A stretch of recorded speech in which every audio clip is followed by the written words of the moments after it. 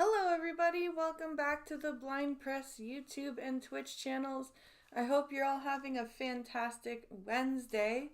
It is the day before Halloween, so I hope you're all ready for handing out candy to crazy children. And I am, I am all, I am dressed up, well, a little bit. And yeah, we're we're here to have some fun. I've got some silly videos to watch. Plus, we're gonna watch, of course, question period when it starts.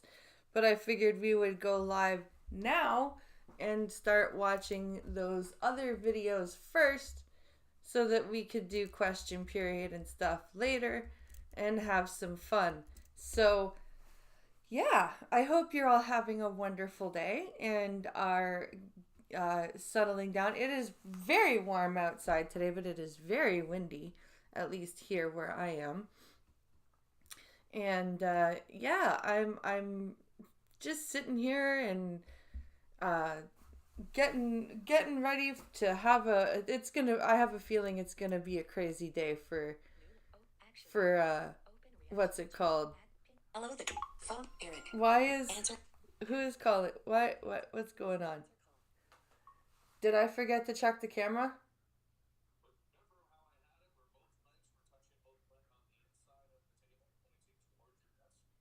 Yes. Okay, I will go fix it. Okay, so the two legs should be. Camera facing forward, and both the legs should be underneath the computer desk, touching both legs. And there should be one pointing at your chair. You had four people, and then you started, and it went down to one. So, There we go. I think I fixed it. well, let's take a look. Hold on, I gotta wait until it catches up. Wait until the show catches up.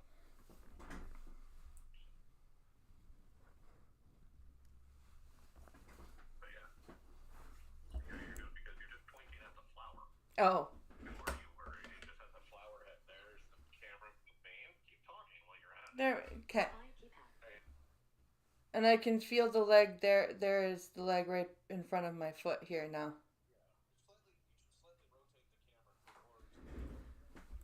Um,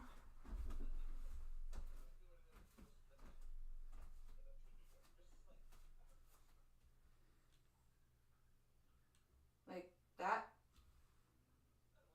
Okay.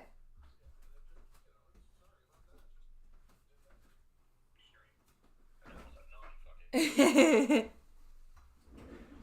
know what? I said, you know what? Talk about it. I said, I don't care how it looks anymore.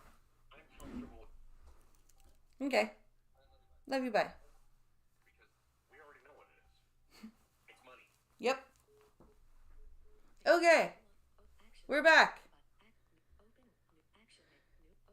We are back. We are back. We are back.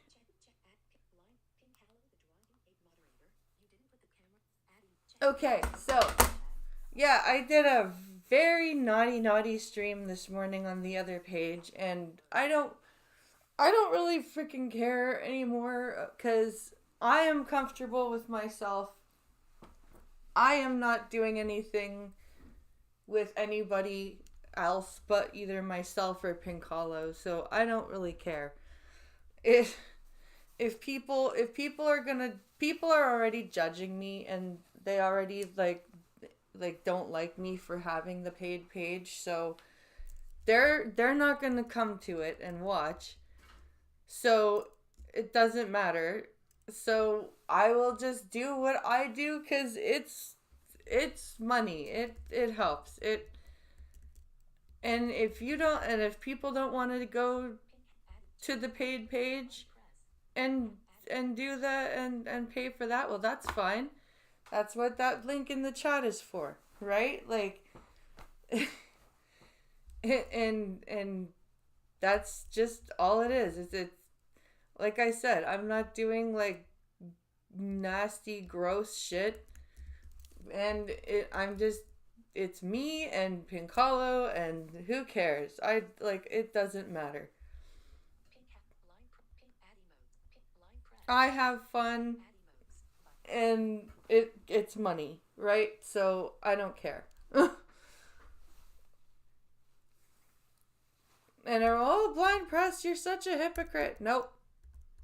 Because I've always been okay with stuff like that. I've always been okay with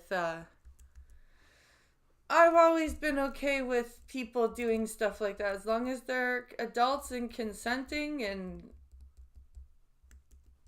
enjoying themselves. Then who the fuck cares? We're getting too freaking puritanical with this nonsense. It's getting ridiculous. This Puritan bullshit that I've noticed with a lot of the creators that I used to follow and really like, even the ones that I still follow sometimes, like Bearing and Sugar Tits, like they have this weird hatred for OnlyFans people, and they're like, but like Sugar Tits has. I think I'm here. You are here. Hello. Hello, Spittlebuggies. Hello. So, yeah, we are going to take a look at, like I said, I've got a couple of videos that we're going to watch before question period. So, that's why I'm here now, so that we can get it all started. Before we get into question period, and I'm definitely going to need some wine after that. So, so please click the link in the question period, or in the chat. Click the link in the question period. Jesus Christ. See, I'm already losing it. I'm already losing my mind. It's crazy out here. So, I figured first we would take a look at our first video, which is a Bearing video. Speaking of Bearing, and his because like I said, you know, him and Sugar Tits have this weird hate on for OnlyFans girls, but Sugar Tits, his name is Sugar Tits, and her avatar has like titties and whatever. It's like I don't understand why the hatred for boobies. They're just boobies. I don't understand. Why do people hate boobs so much now? I don't get it. They're just boobs. I mean, hate ugly boobs, but still, ugly boobs have a right to exist too. There's gotta be somebody that wants to love the ugly boobs, right? So come on now, stop being so puritanical. Alright, we're gonna watch this Bearing video called India's Poo in the Loo campaign. They have to campaign for people to poo in the bathroom.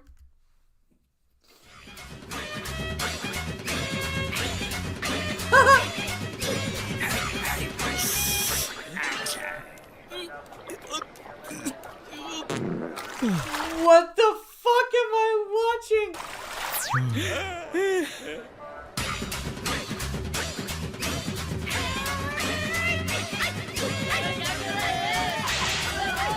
Oh my god.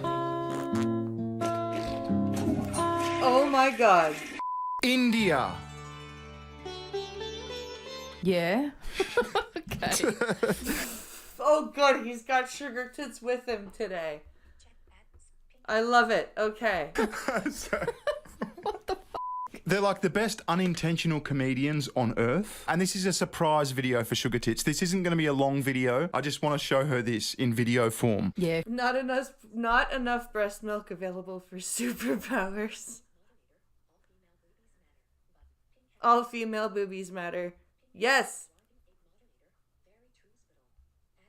Yes, all female boobies do matter. If you didn't gather from my reaction before, I have no idea what the hell's going on here. So I saw iHypocrite made a tweet the other day, and I looked at this thing and I thought, this cannot be real. And I did some research, and sure enough, it is real. So I've very likely already played the video for the viewer, so they probably know what I'm talking about. But yeah, India, we've got everything from cringe on dating apps. Like, remember that Bobs and Vagana song? Oh, that's a No. classic.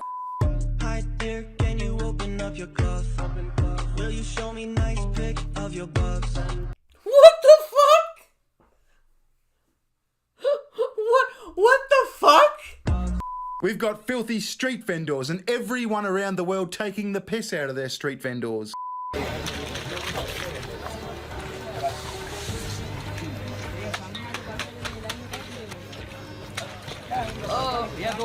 This just sounds gross. We've got the incredible scammers that Kit Boga tackles. Yeah. Hold on. Let me go ahead and do the next card for you then.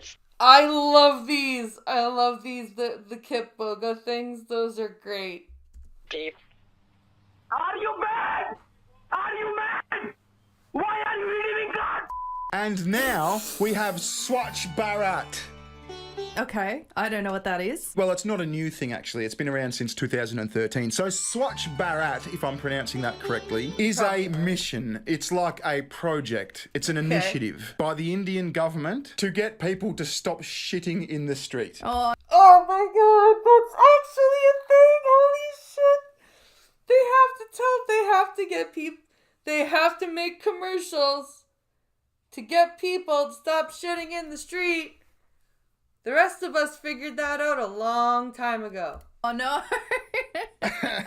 Because there's so much shit in the streets in India, apparently. It's like fucking everywhere. Yeah, but here's the thing as well. Don't they let cows, like, roam the streets? Yep. Yeah. Sacredly doing their shit? Sacredly. Sacredly doing their shit.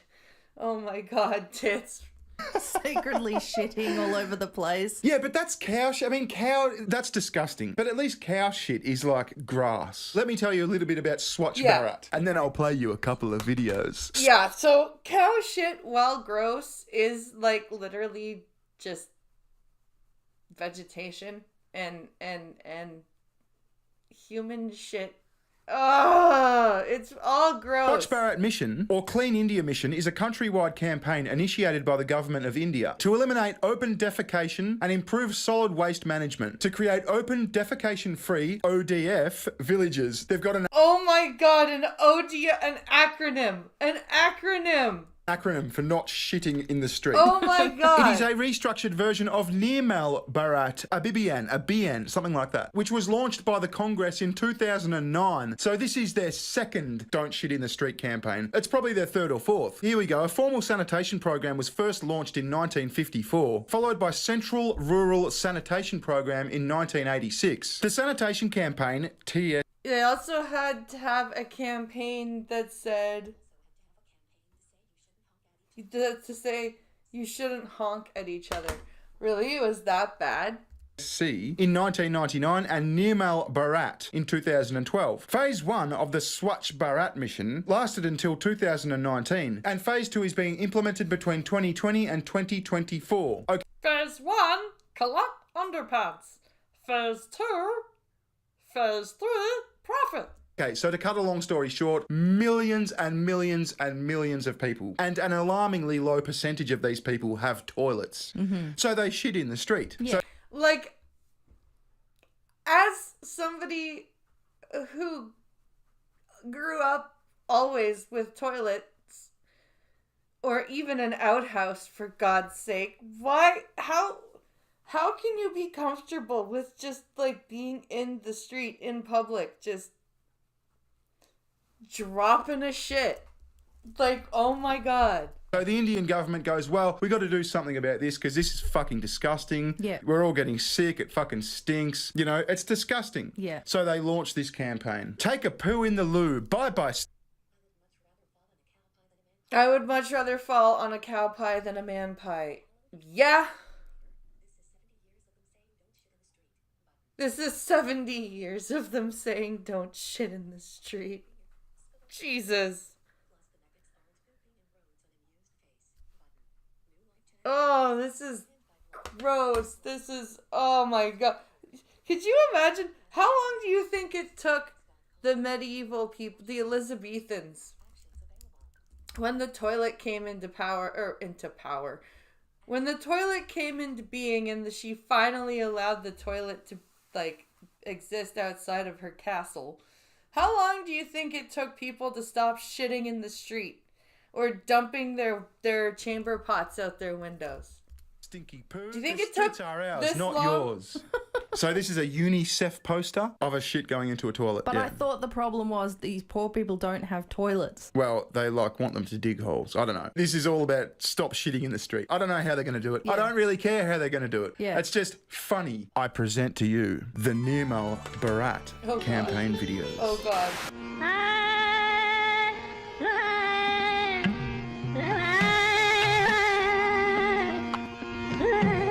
They've all got pegs on their noses Yeah, because it stinks. because there's shits everywhere.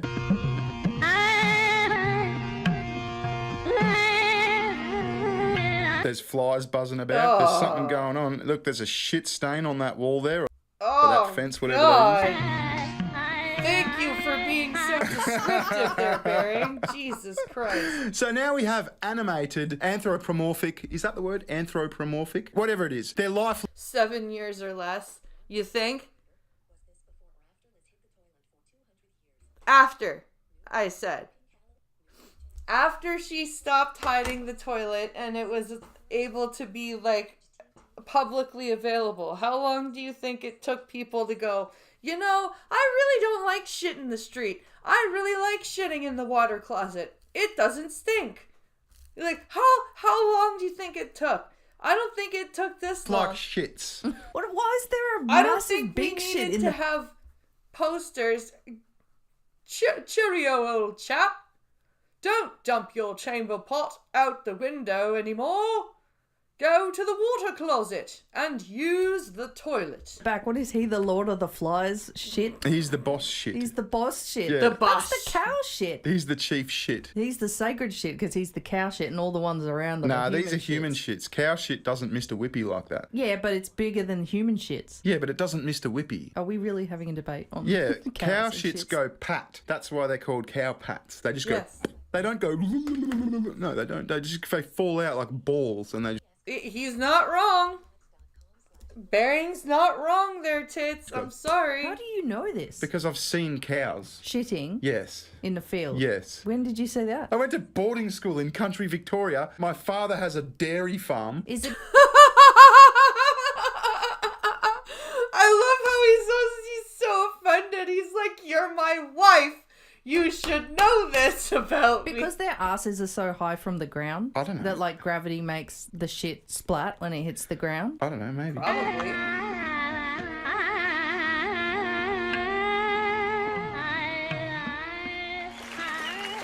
The shit is singing. Out of tune Why too. is the this shit out of singing? tune for Indian standards? I feel like they sing out of tune on purpose. No, they just sing out of tune on purpose. Why are they clapping for the singing So now there's shit? shits applauding. There's a shit audience. Oh, the shits are applauding for the shit Take singer. this shit Okay. anymore. In India, 65 million kilograms of poo is dumped in the open every day. Oh! Hell. Yeah, but we're the fucking carbon footprint problem, right? Holy shit ball, literally. Holy shit balls. Holy literal balls of actual shit. They yell at us for being the climate problem. And look at this shit. I mean, that is a funny ad.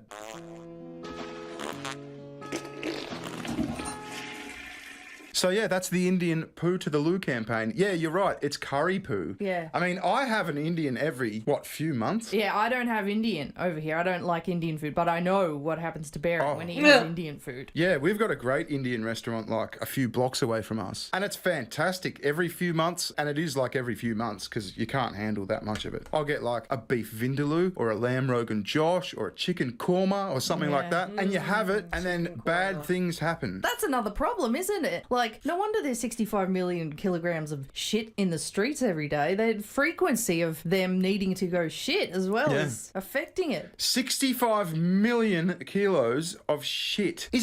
That is nuts. That is absolutely insane.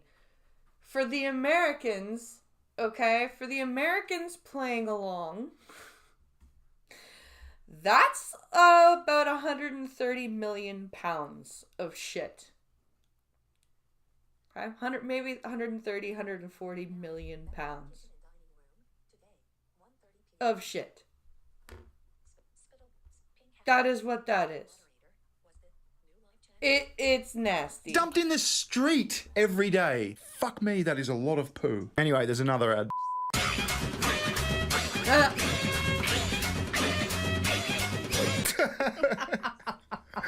The shits are hanging off lampposts. That's how Why are crowded the it is. shits hanging off lampposts? Oh, he's at a beef vindaloo. Yeah. He's at a Rogan Josh. He's got to go. And look, there's shits on the railway tracks for fuck's sake. And look how fucking gross it is. Even in this animated cartoon, India looks like a shithole. India. Oh my god! You can't say that without sounding like a horribly racist person. But Jesus Christ! Really aren't going to like this video. No, look, I'm sure there's a very lovely countryside and parts of India where it's not all congested in the rare areas that it's not congested as fuck.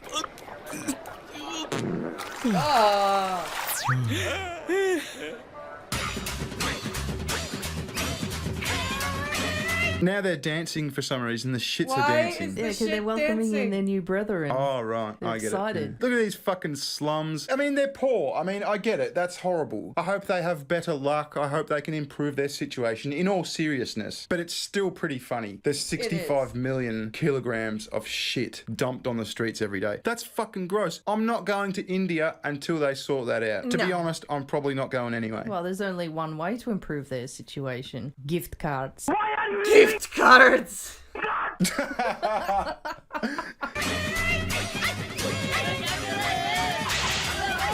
Is this shit ever going to end? India has over 620. This is specifically why the Russell Peters skit exists when he went home to India. Oh yeah. Let me at my Indian people. I turned Canadian so fast. 20 million people defecating in the open. There you go. There's the number. 620 million people just squat on the Holy street and go shit. for it. And they said before there's 650 million kilograms of shit every single day. On the It was streets. 68 million. Oh, okay. I was going to say everyone's doing a kilogram of shit a day. Yeah. 620 million people shitting in the streets. 65 million kilograms of shit. Oh my god.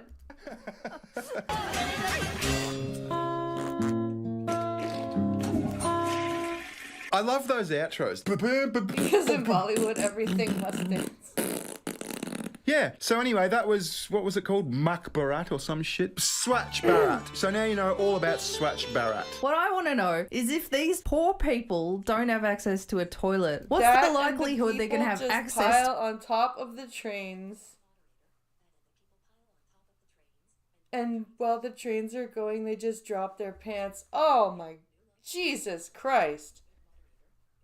That is to a disgusting. TV or the internet to watch these ads? Yeah, you think you'd do like indoor plumbing first. Or at least outdoor plumbing. Like, can't you dig a cesspool or what's it called? A cesspit and put a fucking bucket over it? Oh, that's number one on my list. If we built a shanty, that's the first fucking thing you put A in. latrine. Anyway, I thought that was kind of funny. You build a latrine. A fucking something. Just holy fuck. Oh my god, that was horrifying. Okay. Oh my lord. Let's watch something less disgusting, shall we? Let's Oh, that was horrifying. It was funny, but it was also horrifying. So let's watch something less horrifying And let's take a look at this Abba and Preach video about cutting off parents. I wonder if this chick is going to be as entitled as yesterday's girl. Stop telling people who are no contact with their parents that they need to either make things right, they need to talk to their parents, or that that's your mom. Like, how can you just not talk to her? I had someone on my live yesterday say that my mom is not guaranteed tomorrow, and that should give me the reason that I need to talk to her. Y'all only know the 2 stories that I've told y'all. I have 26 years worth of things that have happened. I just know that if it was my husband that was saying or doing the things that my mom has done, that y'all would not be telling me that I need to stay with him and talk to him and make it work. So why is it different when it comes to parents? I don't care who you are. I have boundaries. I'm not gonna let people treat me just whichever way they want to treat me. Also, keep in mind that me being no contact with my mom was not an easy decision for me. It is not something I wanted to do or that I took lightly. So this doesn't sound very entitled. It could be... It's a shitty situation all around in India. That's funny. Like, she doesn't... I don't know, maybe Abba has some more tea from this, from her videos, but this doesn't sound very unreasonable to me. And I'm still not happy about it. I don't want to have this sort of relationship. I don't want to be doing this. But I'm also putting myself first and doing what I feel is best. People say stuff like that, but at the same time, people also see like a child who's being neglected or whatever, and they'll be like, oh, this person isn't a parent, they're just somebody who has kids, right? So on one hand, people will quickly watch negative things that parents do to their children and be like, you're not a real parent. On the other, they'll say, oh, people should never turn their backs. It's like, those two things, how they coexist in this world, I don't know. It's crazy. I don't know either. Because there are some parents who just shouldn't have kids. And it is not okay for the kids of those parents to be forced to, like, accept the shitty behavior that their parents do.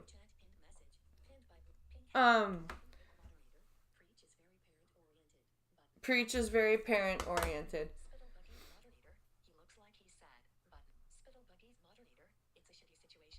He looks like he's sad. Like, even there are some things that, like, even with parents that aren't, like, overall shitty parents, they do shitty things to their kids, and their kids shouldn't have to put up with it. Crazy. There are parents out there who are fucking deadbeat losers, Yep. who beat their children, who do everything they can to possibly put their children down. Yep. And I also know some kids who will never let go of their parents despite that. Even though their parents are the source of 99% of their stress and struggles in life, well into their 30s, they will hold on to their parent because of that very sentiment. Now, I have that problem with my mom. My mom, like, she's not, like, I'm not going to sit here and say she's the worst mom ever, because she's not. She's done a lot of things the right way, and if it wasn't for her, I wouldn't have, like, the personality I do, and I wouldn't have the independence I do and all that. But,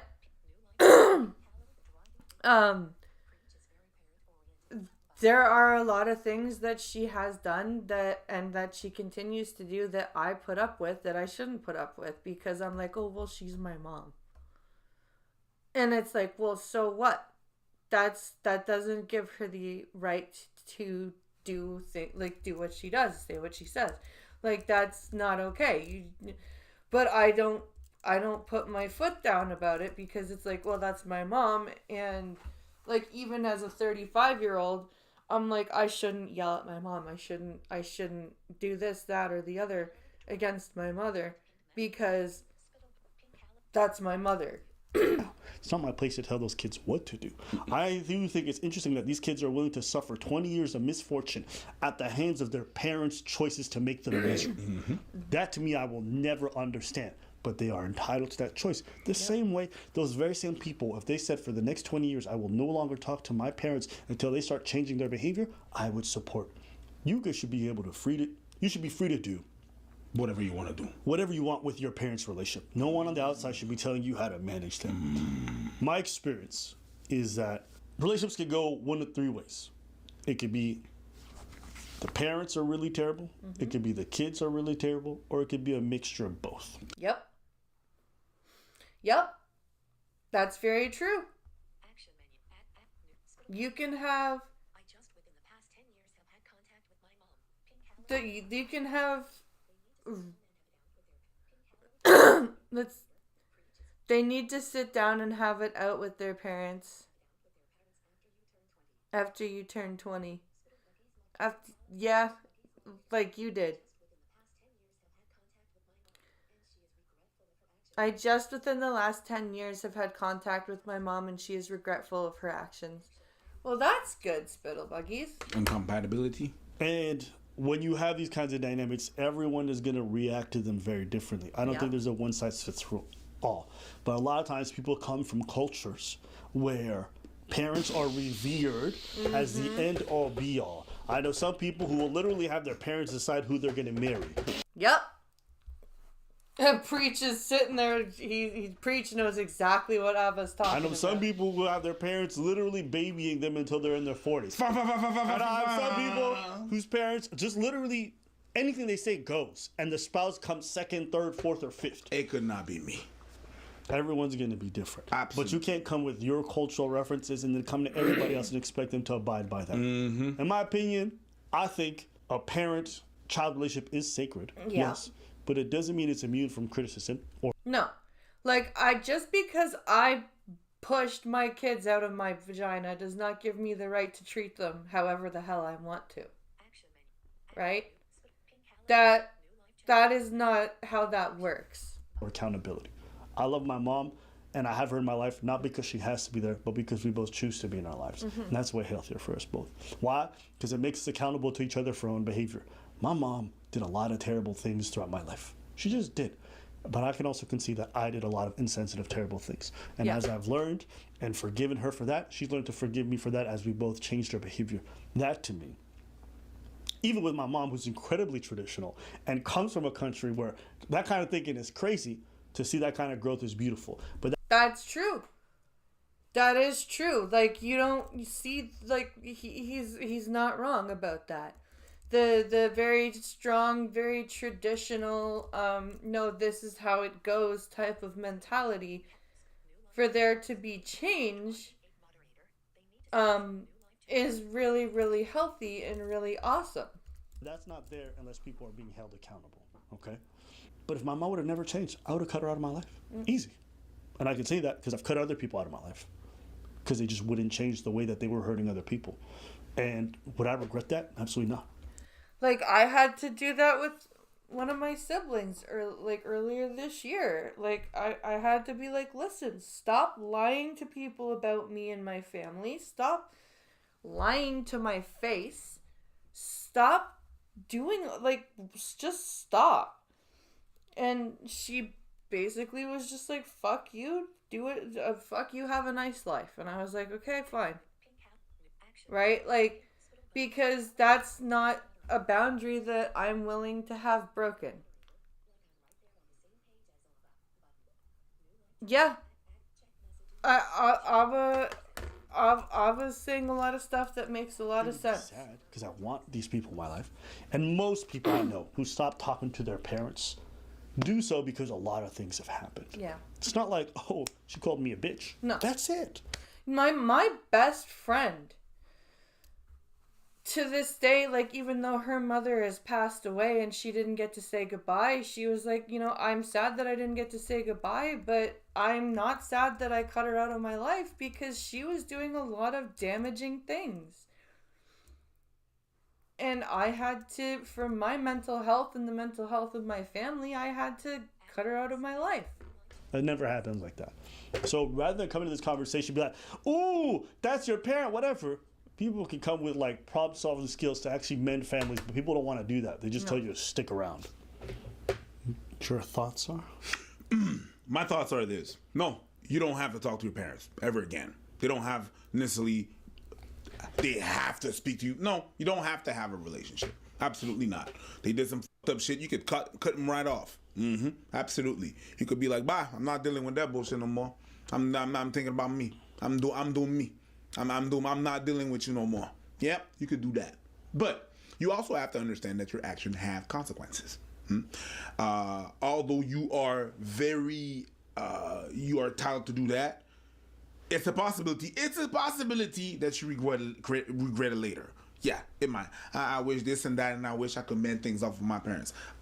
But I'm not the one that's going to be telling you, yeah, you absolutely have to. I don't know how you felt, and I don't know what you lived and how you lived that shit and how fucked up it was. I can't. But I do understand this. We glorify and sanctify this relationship like anything. Doesn't matter what happened. But we almost treat it's weird. We almost treat our parents like God because they created us, right? Like our mothers and fathers created us. So we have this weird sense that like, well, we have to respect them because I can't fuck around with that because they created me, right?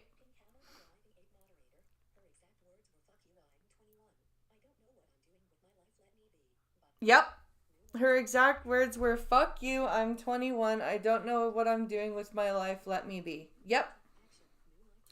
That's exactly what she said. It's your mom. To me, that's not an argument. It's not. But it's your mom. But it's your dad. No. Forget them. All right? It's really just, nah. It's a no. I just know that if it was my husband that was saying or doing the things that my mom has done, that y'all would not be telling me that I need to stay with him and talk to him and make it work. My own father has told me that I need to just deal with what my mom does to me, and then has turned around and been like, "We need to get you an escape plan because Pincalo's abusive." Like, what the fuck? Seriously? And what did we do to my dad? Yep.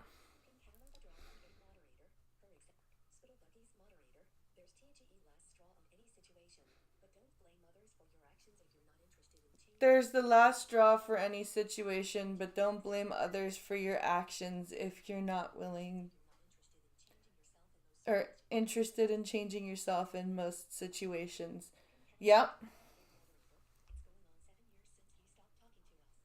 It's going on 7 years since he stopped talking to us. Yeah, because Pincalo told his dad, "Stop acting like a child." His dad has just stopped talking to us. So why is it different when it comes to parents? His dad has never met the youngest child and hasn't seen the oldest child since he was potty training. Better either. I think a lot of times people just come out from the outside and always just like, quit a marriage, quit it. Yep. And so people think that kind of mindset should apply to all relationships. No, you should not be treating them like that. You should not be quick to cut off relationships because there's negative stuff or there's some toxicity. That's not how the way it works. No. People should be trying to mend things and change their ways and try to improve, especially with marriages or familial bonds. Yeah, and that's why it hurts so bad with my sister, because I was trying to mend shit with her. I had tried to mend shit with her already once before, and then this was happening again, and I was like, dude, no, stop. And she's, fuck you. So, in my opinion, all these relationships are worth fighting for to the utmost degree. Mm-hmm. That's pretty much it, man. Yep. It's like, and you know, cutting the bridge with someone, like cutting the bridge off with someone. Am I hurt? It does hurt. It fucking hurts like a bitch. All because the oldest was potty training. All because the oldest was potty training. And we made him miss church. Yeah. The man who every Sunday morning when my mother would take us to church would sleep until 1 PM. Yeah. That was the worst part. He never went to church when Pincalo was little. But now that he was older and like our oldest was potty training, he's like, I gotta go to church. You made me miss church. Blah. It does hurt. Oh, it will hurt. It doesn't mean it's not because you cut it off that you're like insensitive or whatnot. No. It's not that what it means. No. It just, hey, I have to choose me. Yeah, I've had to cut not only my sister off, but somebody I thought was a really good friend off in the same fucking year. And it fucking killed me, but I had to do it. I want it, whether it's your mom, your dad, your relatives, your friends, your people in your life, sometimes you need to cut it off. It's the same thing with a job, with a toxic environment. Mm-hmm. The pay was good, but sometimes it's draining and it's fucking up my life. And you know what? I gotta choose me. Yep. So I quit that. I like some of my coworkers. There was good points in the relationship, good sides of the relationship, and it was good, but I gotta cut it off. Yep. In order for me to grow, I need to cut this off. Mm-hmm. I can tell you it hurts. You wanna know why? Because it's not like a job. It's very different. You wanna know? You're not really in frame. That's fine. It's not really like a job. It's so different. Because when you cut off a family member, you're cutting off family functions. Yeah. So you're cutting off the whole network to a degree in terms of how folks. Like, Christmas, I'm not really worried about Christmas because she's probably just not even going to show up for any family things at all. Yeah, You could. So you're missing out on all the experience you're supposed to have as a unit. Christmas, the family bonds, the showers. Because if you're doing truly no contact, that means you're not in places where they're going to be there. Yep. So you're actually cutting off a whole lot more. So cutting off a family member is actually incredibly traumatic in a lot of ways. Even like friends and stuff like that. Sometimes it's just the disrespect is too much, and sometimes you just, I mean, I gotta do. Doesn't mean that it doesn't hurt. It does, but sometimes it's a necessity for you to grow. And yeah, I'm not gonna be the one to tell you that you shouldn't do it because it's love language and you love that. I'm not the one. I wonder, with these people who say, "But it's your mom, you have to." What if that person has a grandchild? Is the grandma entitled to treating that grandchild the same way too? No, and that's Pincalo's argument. He's like, why you have to put your foot down. You have to stop letting your mom treat the boys the way that she treated you. And I need to fucking pull up my big girl pants and do it because it's not okay. I'm just curious. That could not be me. Do you guys really believe that? I don't think so. I think they would change their mind right away. I hope not. I think that a lot of kids have a bad notion that they have to ultimately always self-sacrifice for their parents. Yep. That is somehow noble, and it's always a good thing. And I'm here to tell you that's not the case. Sometimes you're actually just making a really dumb decision. You may think it's from a good place because you've been brainwashed. Yes, I'll say it. Some of you have been fucking brainwashed into thinking that your parents can never be wrong. Hi. Hello. Over here. Over here. I'm having a Principal Skinner moment.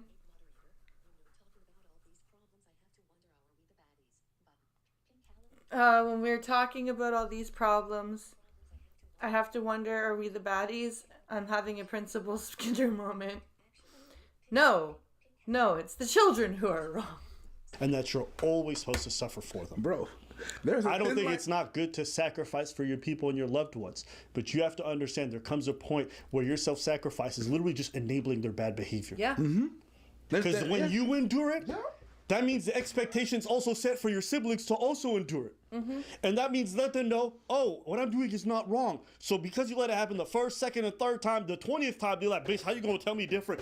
You told me I was right. Your siblings that you set an example told me that it's right. So I'm gonna just keep doing it. Yeah. He's not wrong. He's not wrong at all. And the more that you enable it, the worse it gets. I'll tell you this, my relationship with my mom got so much better once I realized, oh, she makes mistakes. Oh, she Okay. like the rest of us adults. She don't know what the she's doing either sometimes. She's just winging it. Oh, I actually know better than my mom in some situations. And it's no disrespect. My mom's incredibly wise in some domains. She gives me counseling. I always appreciate it. But guess what? She's Yeah, the technologically physical illiterate. God love disability her, probably but- doesn't help. Hey, Still. man, doing IT for my mom is one of the most unpaid, stressful behaviors that I'm like, hey, how is this real? Why do you have scotch tape over your webcam to stop hackers? Oh my god. Oh my god. Doing IT for his mother. Oh my god. I cannot imagine. That doesn't work. Scotch tape Okay. over the webcam to keep But I hackers away. Oh god. But I think in seeing, you know what's crazy, bro? I said it recently. I'm not laughing at your mom. I'm just like, Because I always held her in this position, she literally wasn't human. Yeah. Which sounds so counterintuitive. But because my mom was like sacred for a long time, she didn't have hobbies in my eyes. No, that's the thing. Parents are like God for a long time.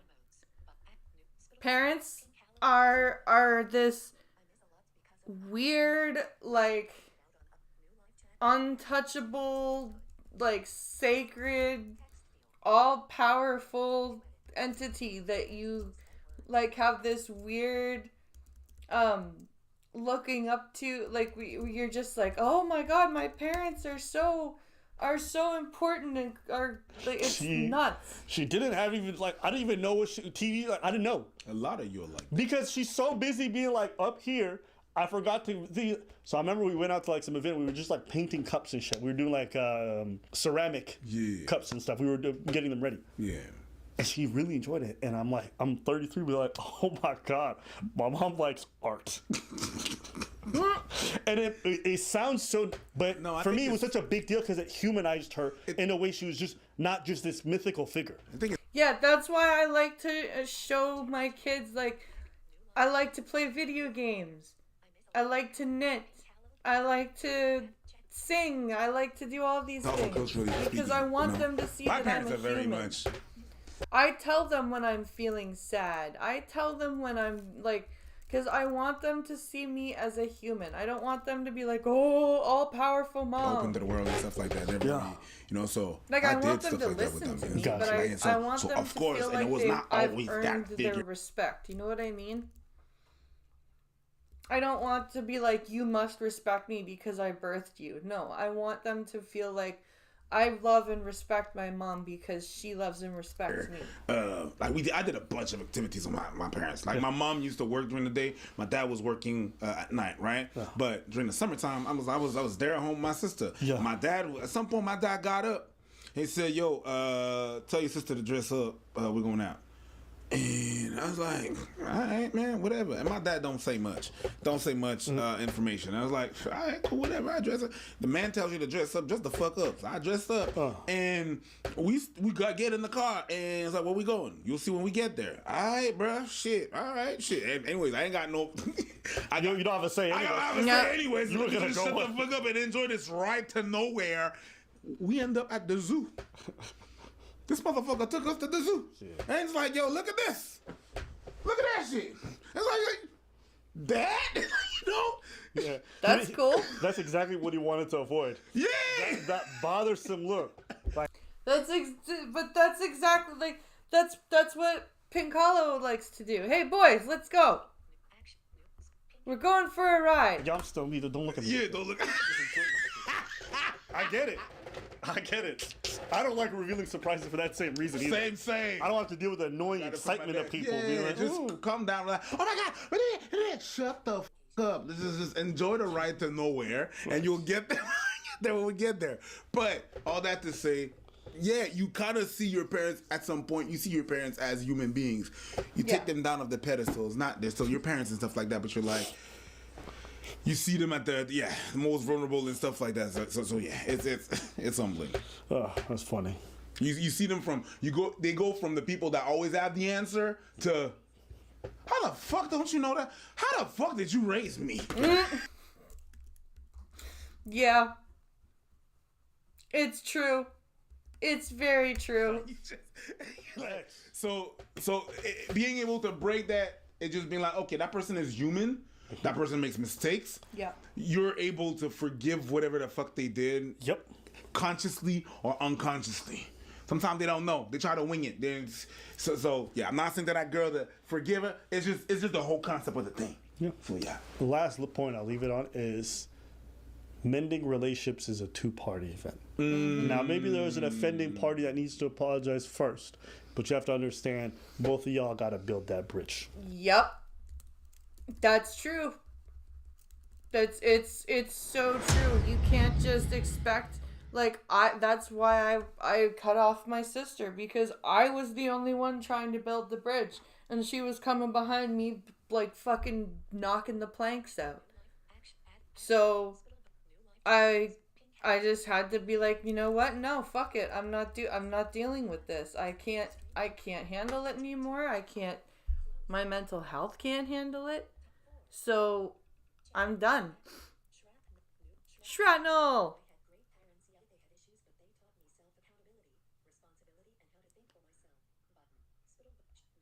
I had great parents. Yeah, they had issues, but they taught me self-accountability, responsibility, and how to think for myself.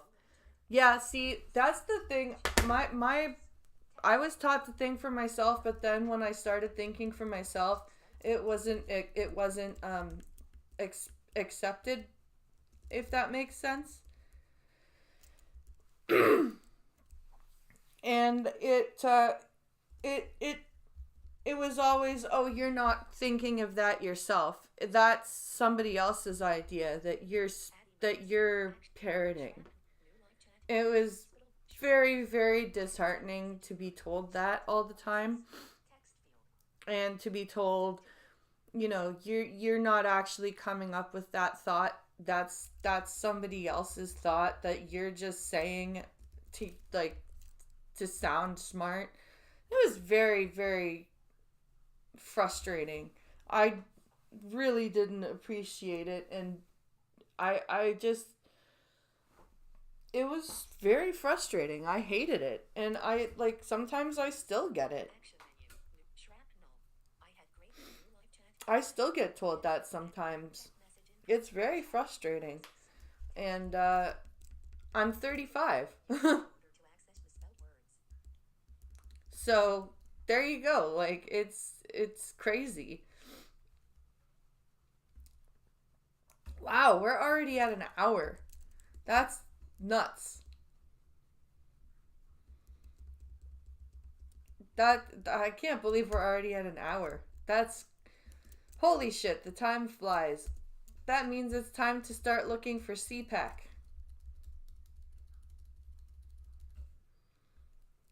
Time to start looking for question period.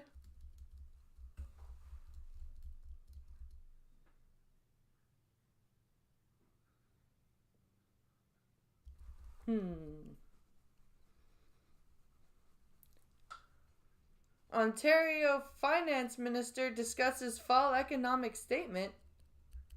ODSP. I know that if Ontario was in such a good place, why mention the index to inflation for... We'll take a look at this first before we look at... Sufficient. If Ontario was in such a good place, why can the government not go beyond that kind of inflationary increase? Well, let's say we have, and we will continue to do so. And let's go back a little bit. For example, for the disability program, we've increased funding by 17%, payments by 17%, which includes a one-time 5% increase, and it also includes, just this past July, a 4.5% increase. Is he talking about disability? Providing supports for people, and a little forecast, so we show put on the Ontario possibility of increased or new tariffs and the pressure that could put on the Ontario economy. We'll let democracy work next week. I always build in prudence into our forecast, so we show different scenarios. But let me maybe clarify a little bit more when I talk about providing supports for people and for businesses. We started very early on. Are you guys ever going to get rid of Trudeau, or is he just going to be Prime Minister forever? Well, we're going to be looking at federal politics in a second. We're looking at some no confidence votes coming up very soon. I have a feeling we're going to be seeing an early election. We're supposed to wait till October 2025. I don't think we're going to make that. I think we're going to see an election either in January, February, or in the spring. So, but this is province. This is state right now. And I'm looking at the finance minister's talking about the budget here. Started to go up. If you'll recall, back in the spring of 2022, we cut the gas tax. That was one of the first early measures that we provide. We've been cutting taxes and fees since we came into government, but we really leaned in when prices started to go up. We've increased the minimum wage. We've indexed payments for people on disability, low-income seniors to inflation. No other government's ever done that. So they're seeing increased payments. We're helping there. We've got, for those who don't drive, the one integrated fare so that taking transit is cheaper in the GTA. We obviously took the license plate stickers off that help make life a little bit more affordable for the people who drive in this province. So we've done many things, but I think this is just another example of how we're putting more money back into people's pockets. We're cutting taxes, cutting fees, and making life a little bit better for people in Ontario. You did mention the index to inflation for ODSP. I know that advocates have been saying that's not nearly sufficient. If Ontario is in such a good place, why can the government not go beyond that kind of inflationary increase? Well, let's say we have, and we will continue to do so. And let's go back a little bit. For example, for the disability program, we've increased funding by 17%, payments by 17%, which includes a one-time 5% increase. And it also includes, just this past July, a 4.5% increase. No other government before us ever indexed those payments to inflation. We're the first, so we're providing support in a meaningful way.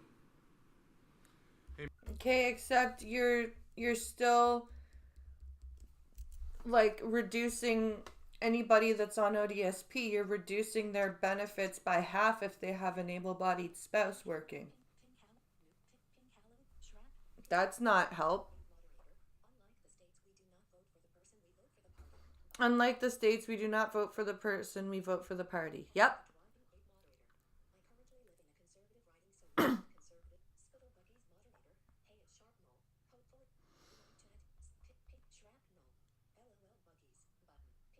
Let's see. To be fair, the Liberals won't survive another national vote. Nope.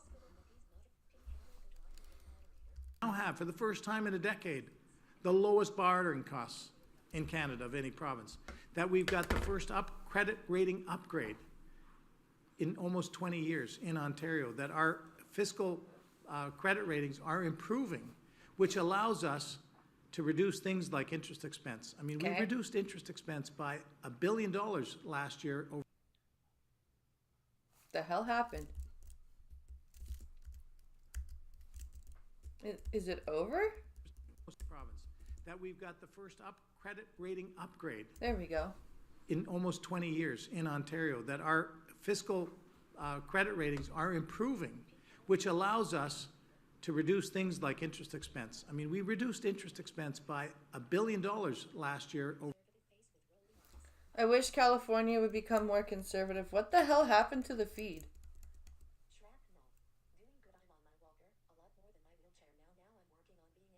Ooh, you're on your walker more than your wheelchair. That's awesome. Wasn't Jerry Brown a conservative and he messed that state all up? I don't remember if Jerry Brown was a conservative or not. What the hell happened to the feed? There we go. Jeff, you're a very smart reporter. I wish that was the case. You always lowball it, so you overperform. Under promise and overperform. Jeff, you're a very smart reporter. I wish that was the case. I'd hope to be able to balance sooner, but because of the high interest rates, the rapid Bank of Canada increase in rates, you saw that the impact on our economy. It slowed down our growth. So rather than balancing, I had a $9.8 billion deficit. So I try to do what I think is prudent and responsible, is put out the numbers that This guy was the education the best that minister, we by the have way. based on the information at the time. Do I hope we beat our numbers? Absolutely, but hope is not a strategy. This is our plan going forward. Hey, good afternoon, Minister Colin DeMello from Global News. The LCBO seems poised to lose hundreds of millions of dollars over the next couple of years due to a variety of factors. Part of it was obviously the strike, but also the changes that your government has made in how alcohol is accessed in this province. Can you guarantee that as a result of those losses, no LCBO employee will lose their job and that no LCBO will close its doors? That reminds me, I'm gonna have to wait till tomorrow to get my wine, because I only have $8 to my name. Now, I folks, can't there's get your wine classic with Colin $8. DeMello. Can you guarantee, do you have certainty? I'll tell you what I can guarantee is that I have a lot of confidence in the LCBO. And, you know, when you make changes to a market that's basically been in a monopoly structure for almost 100 years, when you I'm just inherit glad we're not listening a to very Ford. flawed Yeah. monopoly agreement that the previous Liberal government made with the beer store, and you know you execute opening up the market, which I think is good for the LCBO. As you can see today, we showed that the revenues are up, the bottom line is up for taxpayers. You know, this is good for convenience stores. They've told me this is a game changer, that their products are, they're selling products in their convenience stores. They're able to hire more people, so that's good for jobs. It's good for small That's businesses. true. And you know, It's not good for ease of access, though. It's too easy. That man has no capabilities for public speaking. No. No, he does not. No, he does not. The event ended? Oh. And primarily consumers. You folks have, all Ontarians have more convenience and choice. So I think this is a real positive evolution. We campaigned on this, and we're delivering on that promise. Except it's not. I can see where advocates are saying it's a bad thing, because it is very easy to just go get wine or whatever from the Circle K or the corner store. Is this guy a good one or is he a bad egg? He's not neither. He's just kind of is. Like, he's not too bad, I would say. 211. Okay, I think we can start looking at our, I think we can start looking for our CPAC for our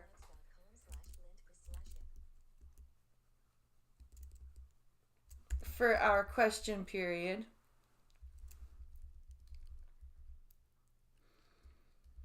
I still wanted them to say we're going to change the legislation so that people who are on disability don't lose half their benefits if their spouse earns money. Members, with anyone to ensure they become Okay. customers. Here we go. We live in a city, town, village, hamlet, or charter community. We're watching our communities all sizes as they struggle with ensuring they are safe and healthy places to live. The Government of Canada must continue to work with the Government of Northwest Territories, community and Indigenous governments to create and strengthen tools to disrupt and combat drug trade and provide So support now and I've aftercare switched to federal politics. options So this that is work the for federal Northerners. House of Commons. To What protect we were just our looking residents at was a risk, press we need all conference levels with the of government provincial at the table to end the drug finance crisis minister. that is harming our families So, and like, our the communities. state- Message home, Mr. Speaker. The honourable member from Battle River Crowfoot. Thank you, Mr. Speaker. On September 27th, my father, Jason Felix Couric, unexpectedly and suddenly passed away at age 54. Oh, shit. My dad was a good man. He chose life, he always worked hard, and gave generously even when he didn't have much to give. He loved farming, a work that creates a bond that few will understand. He built deep friendships from the field to Parliament Hill. He lived with humility and grace, showing us that faith in Jesus is shown by love and care. But while kind, he also never backed down. On the hockey ice or elsewhere, he stood for what was right. We have the and same values issue that with built this disability country. here. If wife works, I He was lose a devoted husband to mom 75% instantly. Jesus for Christ. 35 years. was a loving father, and he adopted his kids-in-law like his own. And he was a seriously proud papa. The whole YouTube just Our family and crashed. community What? lost a truly good man. Thank you to everyone for the support during these difficult weeks, both in consort and here. But in the midst of our We grief, my recently hope is found that out if the everyone can kids remember work, my we have to dad, claim Jay. anything they make. Yeah, if our kids get when they grow, like that get he showed older us. and get like summer jobs I or love you, Dad, part-time jobs or until we whatever, meet I again. have to claim what they make, and then I lose benefits.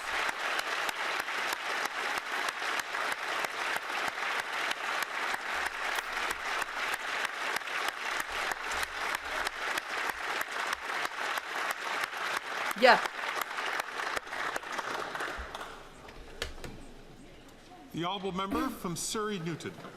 Mr. Speaker, Canadians across this country are deeply concerned by the Conservative Party's That's why I lack of keep any attention Streamlabs to shit that I India's get in criminal my PayPal, activities and I just and keep that there interference so I in don't have to Canada. pay taxes Yesterday on it. at Public Safety and National Security Committee, Conservative members had the opportunity to engage with senior officials but chose to focus on everything other So I than just the keep actions any of the Streamlabs stuff government I of get in my India PayPal, and I and just the get whatever I security need of online Canadians. through At PayPal, this and critical like pay time, through not a PayPal, single so I question don't have has to been get raised in this penalized House for it. by the opposition leader regarding the safety of Canadians. He had failed to hold a press conference and delegated a statement through his MPs reflecting disturbing level of disengagement.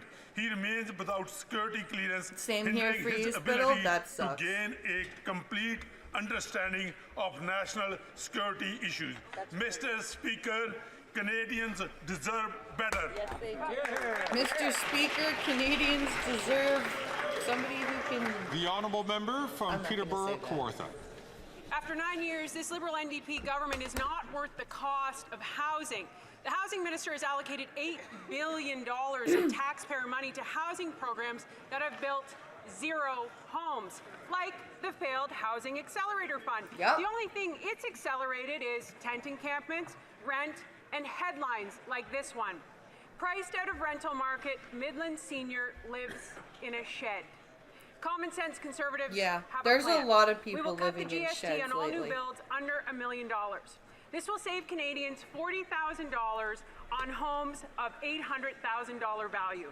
Did you know in Ontario, government taxes account for 30% No tax of on housing tips could be prices? very helpful for Enough American with taxing internet people into influencers. poverty Yep. and hopelessness. Our compassionate common sense plan will stop the Liberals from forcing people to put up tents as housing.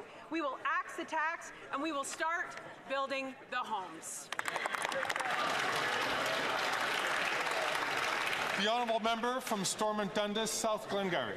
After 9 years of the NDP Liberals, they are not worth the cost of their failed housing programs that has only doubled the cost of rent, mortgage, and down payments. Housing starts have dropped Are we across gonna the see a country, no and the confidence Liberals' motion own today, I forecasts say wonder? it's only going to get worse in the years to come. That's why the response to our bold, common sense conservative plan to axe the GST on new homes sold was so well received this week. Yep. Leona says it's good policy. The Canadian Alliance to End Homelessness says this is smart. The Greater Ottawa Home Builders and Build GTA both say that our tax cut instantly makes a significant improvement in housing affordability. It's because on an $800,000 new house, it will save home buyers $40,000. That's a lot of money. $40,000 right away, and then $2,200 in mortgage payments. $200 a year in mortgage payments, and it's going to spark 30,000 extra new homes in this country each year. Mr. Speaker, instead of funding photo ops, more bureaucracy, and less home building, it's time to We bring also home deserve more someone who homes speaks for better Canadians. English. I'll say it. Okay, you say it. The honourable member from Surrey Centre. You say it. Speaker, yesterday the Standing Committee on Public Safety and National Security heard from top national security and law enforcement officials on the extent of the Indian government's interference in Canada, including serious criminal activities, extortion, and the murders of Canadian citizens. Canadians from across the country are shaken and scared of this blatant attack on our democracy and on their safety. Despite their concerning evidence, Canadians still have not heard directly from the leader of the Conservative Party on this issue. Yeah, we have. we've heard from him saying, give me the names of the compromised people. If you're gonna say it in public, then say it, say the names. Tell us who they are. His silence has been noted in this House, and now it is being noticed in committees. California. Canadian citizens have died at the hands of a foreign government. What will it take for the leader of the Conservative Party to give this issue the seriousness that it deserves? Oof. Your property tax just went up 25%. That's rough. The honourable member from Port Moody, Coquitlam. Mr. Speaker, October is Breast Cancer Awareness Month, and early screening can catch harder to find Didn't you cancers say this like yesterday? triple-negative breast cancer, or TNBC, which is more frequently diagnosed in patients under 50. Those diagnosed with TNBC represent anywhere from 10 to 20% of the overall breast cancer population, and it is more likely to affect Black and Hispanic women. Most people have never heard of TNBC, and some Canadians are not even aware that there are different types of breast cancer. We need to greatly improve awareness of triple-negative breast cancer and all breast cancers, and ensure that there is more equitable access to screening and treatments. More education, earlier How do you screening, spell and wrong, but I meant detection Canada. means greater chance of survival. In closing, I recognize I don't know if there's a larger Sikh population in Canada than Muslim. There is quite a large Sikh population in Canada. I know that. I don't know if it outnumbers the Muslim population. I honestly don't know. Let's see if we can do some research here for a second.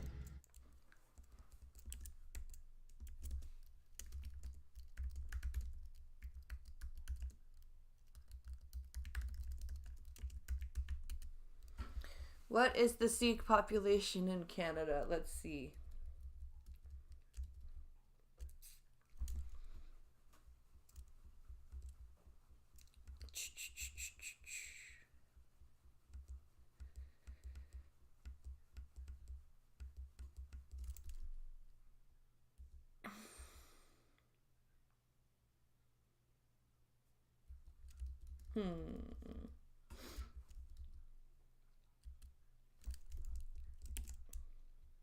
Let's see.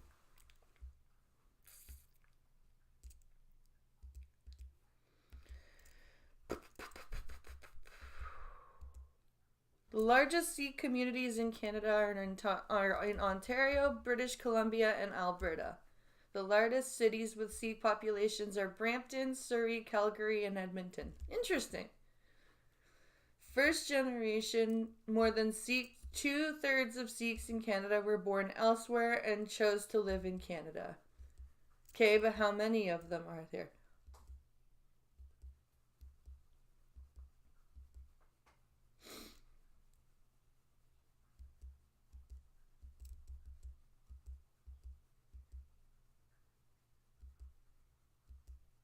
Nearly 800,000 adherents, or 2.1% of Canada's population as of 2021. Okay. Now, what percentage of Canada's population is Muslim? It's probably a lot more.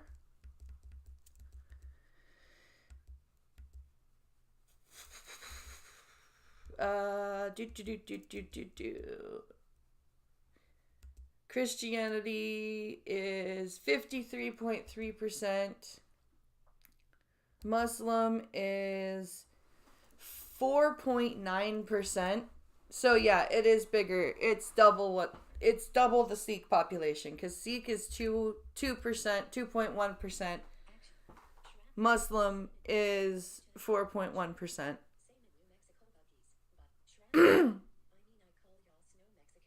I mean, I call y'all snow Mexicans. So there's like 800,000 Sikhs and probably close to 2 million Muslims. Breast cancer survivors from Port Moody, Coquitlam. Unstoppable Captain Jen Dawkins, my wonderful neighbor, Hila Shavit, and retired Captain Paula Fado.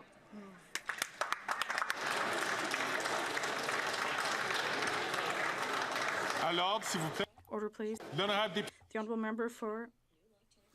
Why did you say order, please? Pierre They're just Boucher, clapping. Les Patriotes Verchères. They're just clapping. I'd like to pay tribute to an illustrious member of this House, elected at the age of 28 in Verchères during the first bloc election in 1993. Re-elected again until he made the leap to the National Assembly of Quebec in 2005, where he served as Minister of Public Security from 2012 to 2014. After a brief departure from politics in 2018, he returned to his first love under the Bloc banner in the 2019 election. You've probably gathered who I'm talking about, the current member for Montarville, known for his inexhaustible energy, hard work, and total devotion to his constituents. Why are we doing ass-kissing sessions? He has always been held in high esteem by his colleagues. He took everyone by surprise when he announced that he would not seek re-election in the next election. We will no doubt miss him on the Hill, but we're delighted to know that he'll remain a proud supporter of the Quebec independence cause. Stéphane, congratulations on your 30th birthday, and thank you for all you've done. The Muslims fight the Sikhs here. Even a mosque was hit a few years back.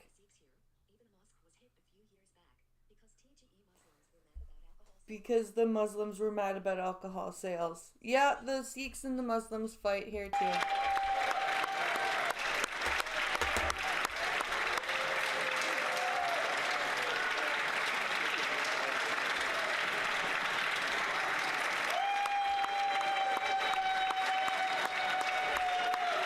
Yay for the person who's not running again for election. Woohoo!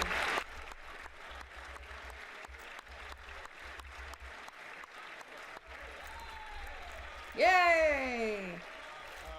Celebrating his 30 years of public service. Celebrating his 30 years of public service. Stéphane Bergeron. Ha! Here, the Speaker of the House is like, what? Is just telling somebody what's going on.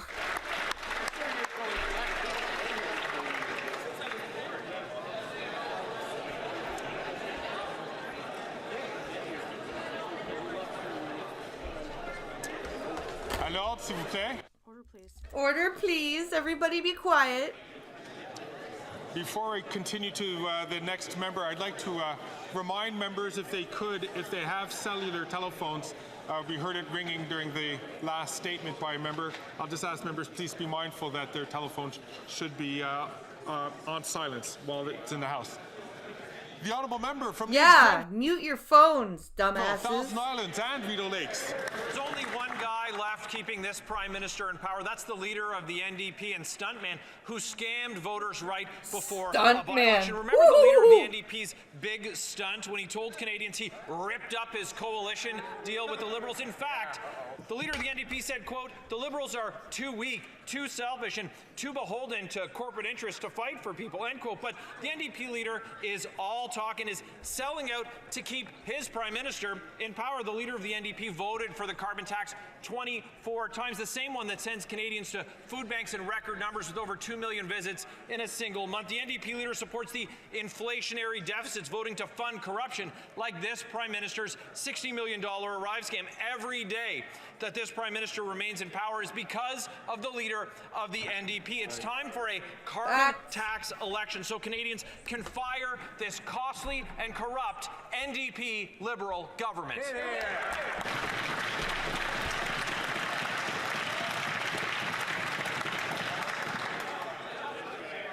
The honourable member from Etobicoke Centre. Mr. Speaker, recently I spoke in this House about the growth of radical far-right movements. They've organized disinformation campaigns, impacted how some people and politicians treat others, and have led to some politicians not acting in the best interests of Canadians. As our Prime Minister recently said, we've everybody seen in the Liberal Party? messages during the convoy, during the pandemic, were amplified amplified by Is that what you mean? Especially in the media of the right.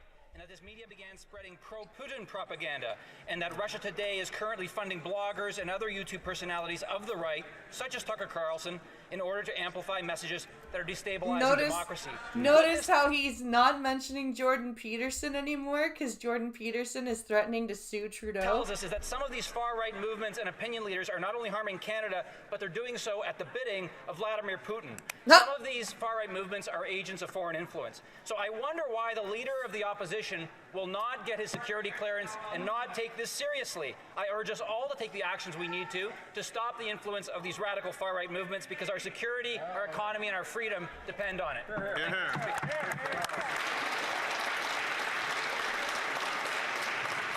Oral questions, Kisto. Okay, while we're doing that, we're at 1 hour and 26 minutes. So I'm gonna quickly do a bathroom break and get some coffee made, and share the stream while I'm gone. Your Prime Minister is like a smart Biden, lies about everything. That's funny. Okay, I'm gonna quickly be right back. I'm gonna go make some coffee and go to the bathroom. And then we'll be back for oral questions.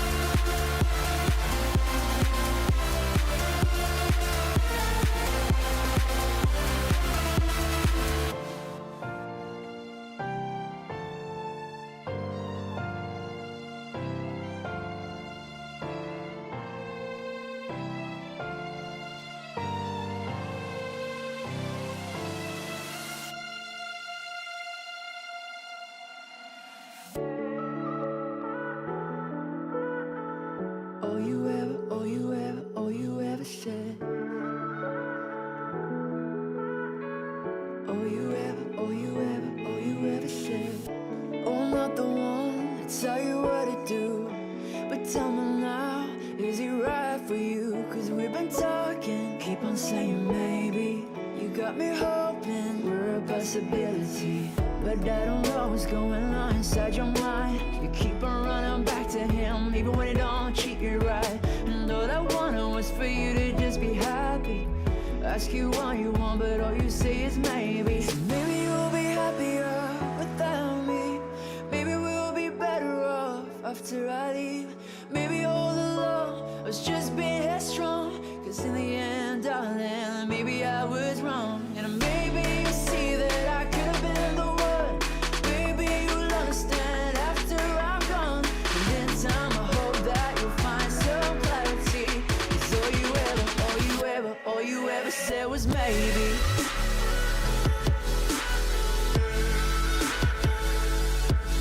Oh, maybe.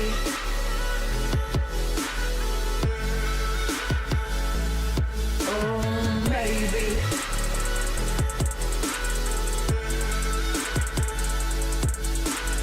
Maybe. 'Cause all you ever said was maybe.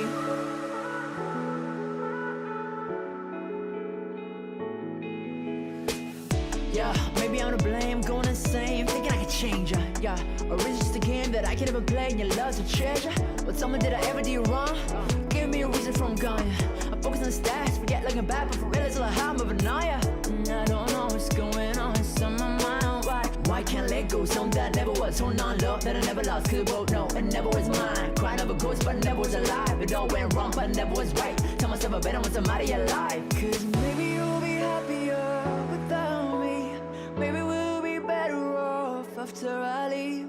Maybe all along I was just being headstrong, 'cause in the end, darling, maybe I was wrong. But maybe you'll see that I could have been the one.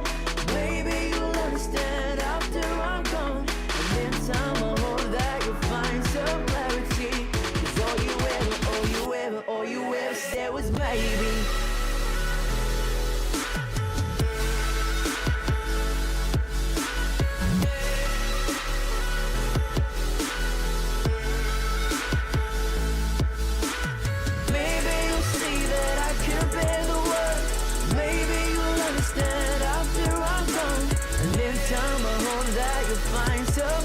see.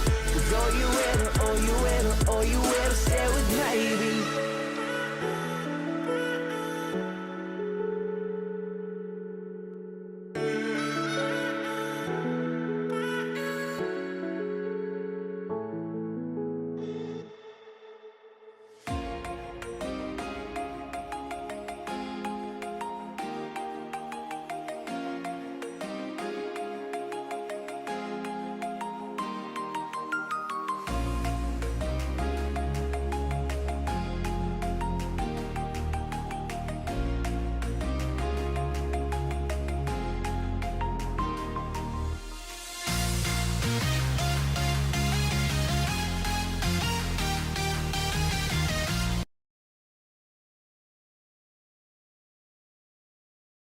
Okay, it's time to get back into this nonsense.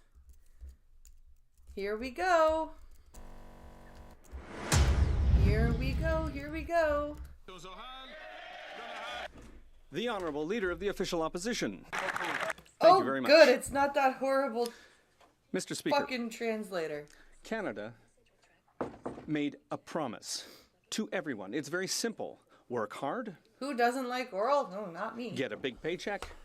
And buy food and affordable housing in safe communities, no matter where you're from.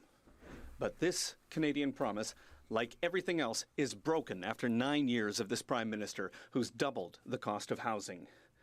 This week, I proposed eliminating the GST on the purchase of a new Prime home. Minister's going to be there today. Everyone is in agreement. It's going to reduce the cost of a new home. Will the Prime Minister accept my common sense idea?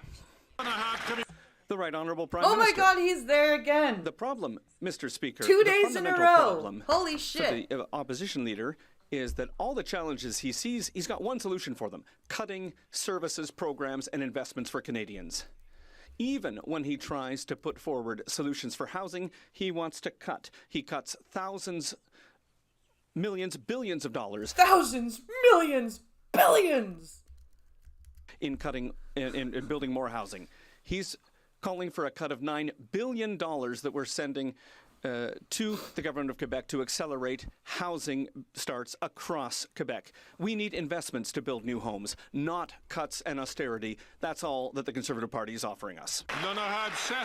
The Honourable Leader of the Official Opposition.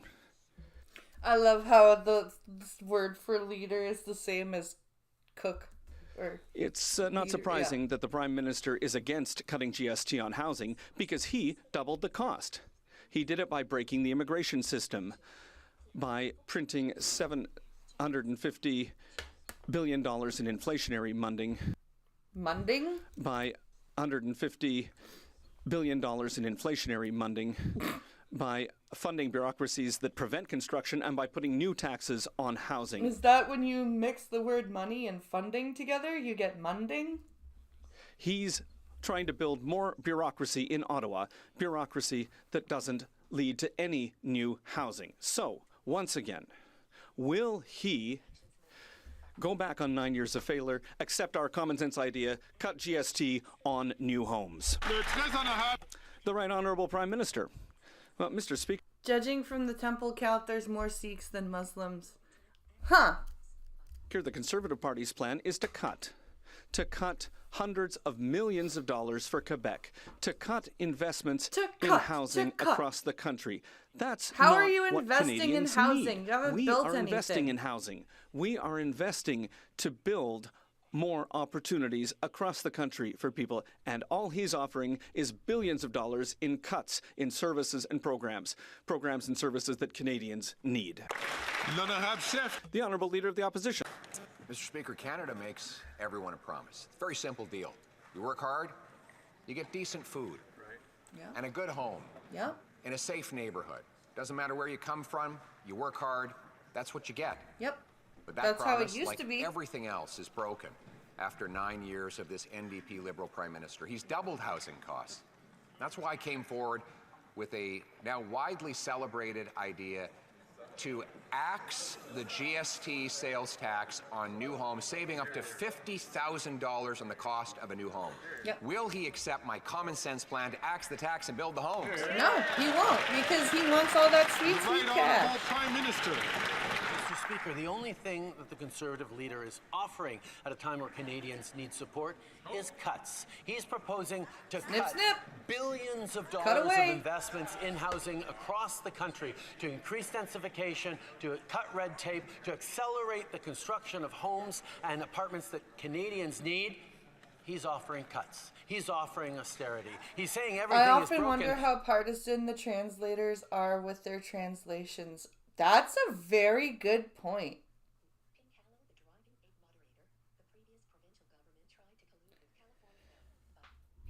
That's a very good point.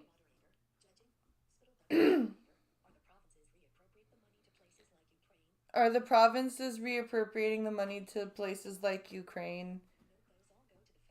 Nope. Those all go to the federal government and they give all of our money away. Yep. The previous provincial government was caught colluding with California, though. That's true. And then he's thinking that cuts to services and programs and investments is what's going to help Canadians. That's not responsible leadership. Services and programs that print money? Yeah, let's cut those ones.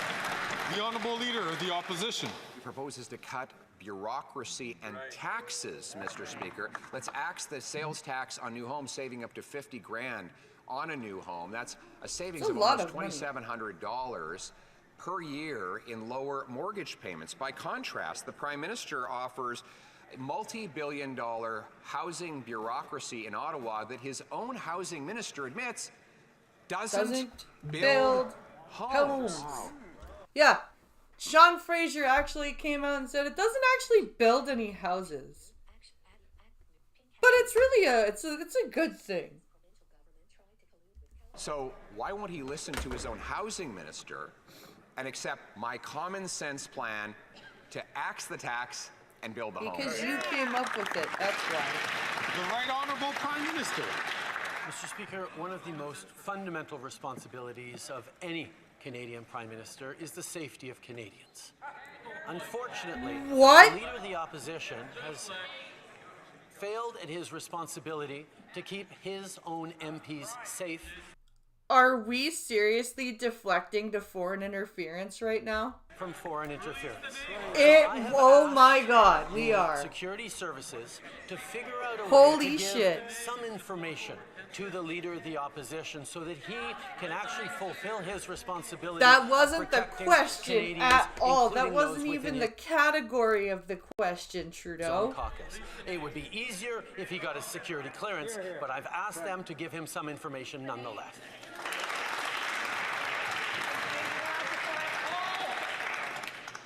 Can I ask the Honourable Member from Selkirk into Eastmain, please, not to take the microphone.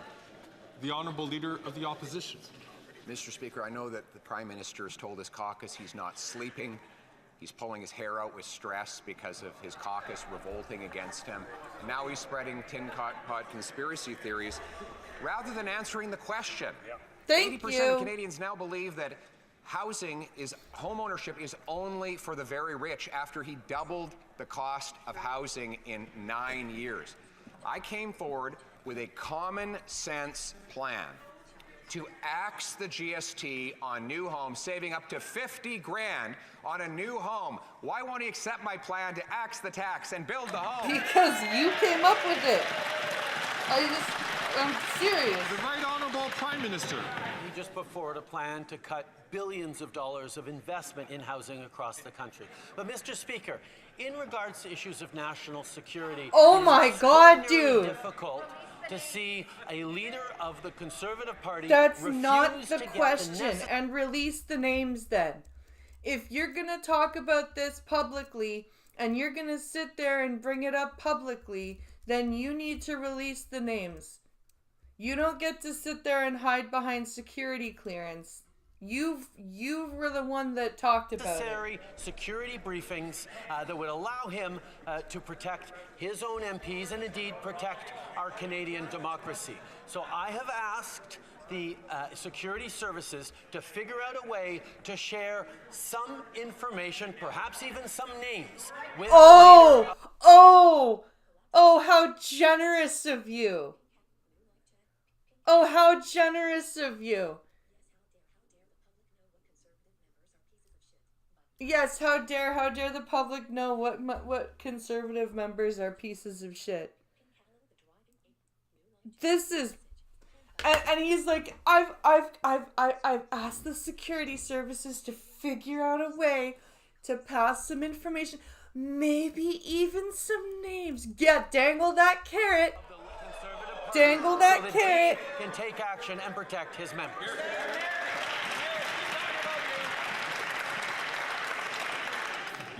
The Honourable Member for La Prairie.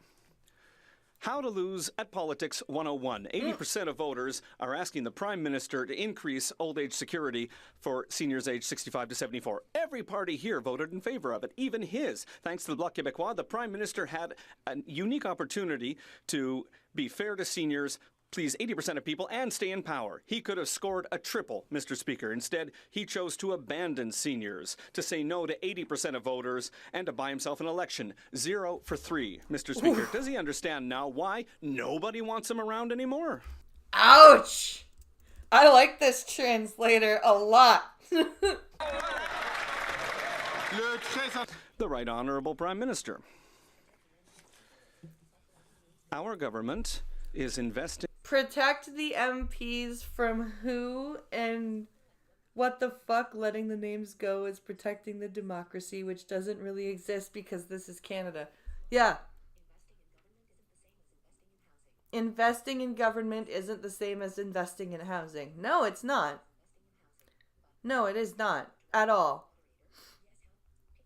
In seniors, we increased the guaranteed income supplement by 10%. We are helping for 75 and older older seniors, those aged 75 and up, with an increase in old age security. And we delivered dental they're talking care. about the people in the Over 9-year a million age gap seniors between across the country 65 and 74. have seen a major you difference morons. thanks to that program. Dental care, by the way, that the Bloc decided to vote against. I would suggest that if they're taking suggestions on how to be popular in politics, that they deliver dental care services to seniors who need it. Maybe that would be a good thing that they could do instead of being like the Conservatives and voting against it. Well, I'd The vote Honourable against Member it for too. Lapeer. It's freaking. It's supposed to be a provincial thing, not a The Prime Minister could have helped a million Frickin' federal. Quebec seniors with the help of the Bloc. Instead, he abandoned them to go back to his ex who kicked him out, the NDP.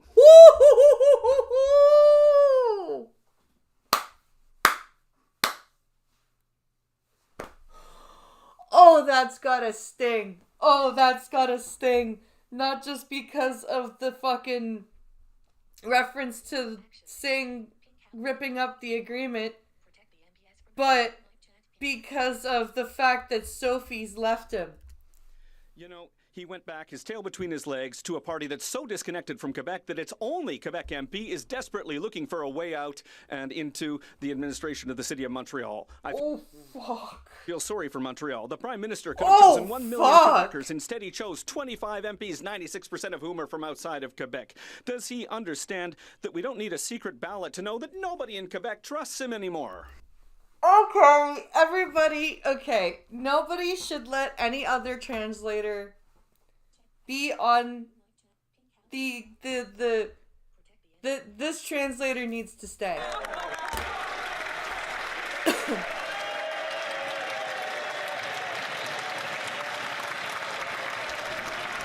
Is that gonna make Trudeau leave? The Right Honourable Prime Minister. Mr. Speaker, we can understand that when the Bloc has the support of the Conservative Party, Quebecers are going to be very concerned. The reality, Mr. Speaker, is that we are here to invest in seniors. We were there with dental care, where the Bloc and the Conservative Party voted against it. Yeah, because we were it there should to be provincial, increase not the federal. guaranteed income supplement by 10% for the most vulnerable seniors. That's one of the very first things that we did as a government, and the Bloc and the Conservatives voted against it. Yeah, because they wanted you to include seniors age 65 and older. That's why.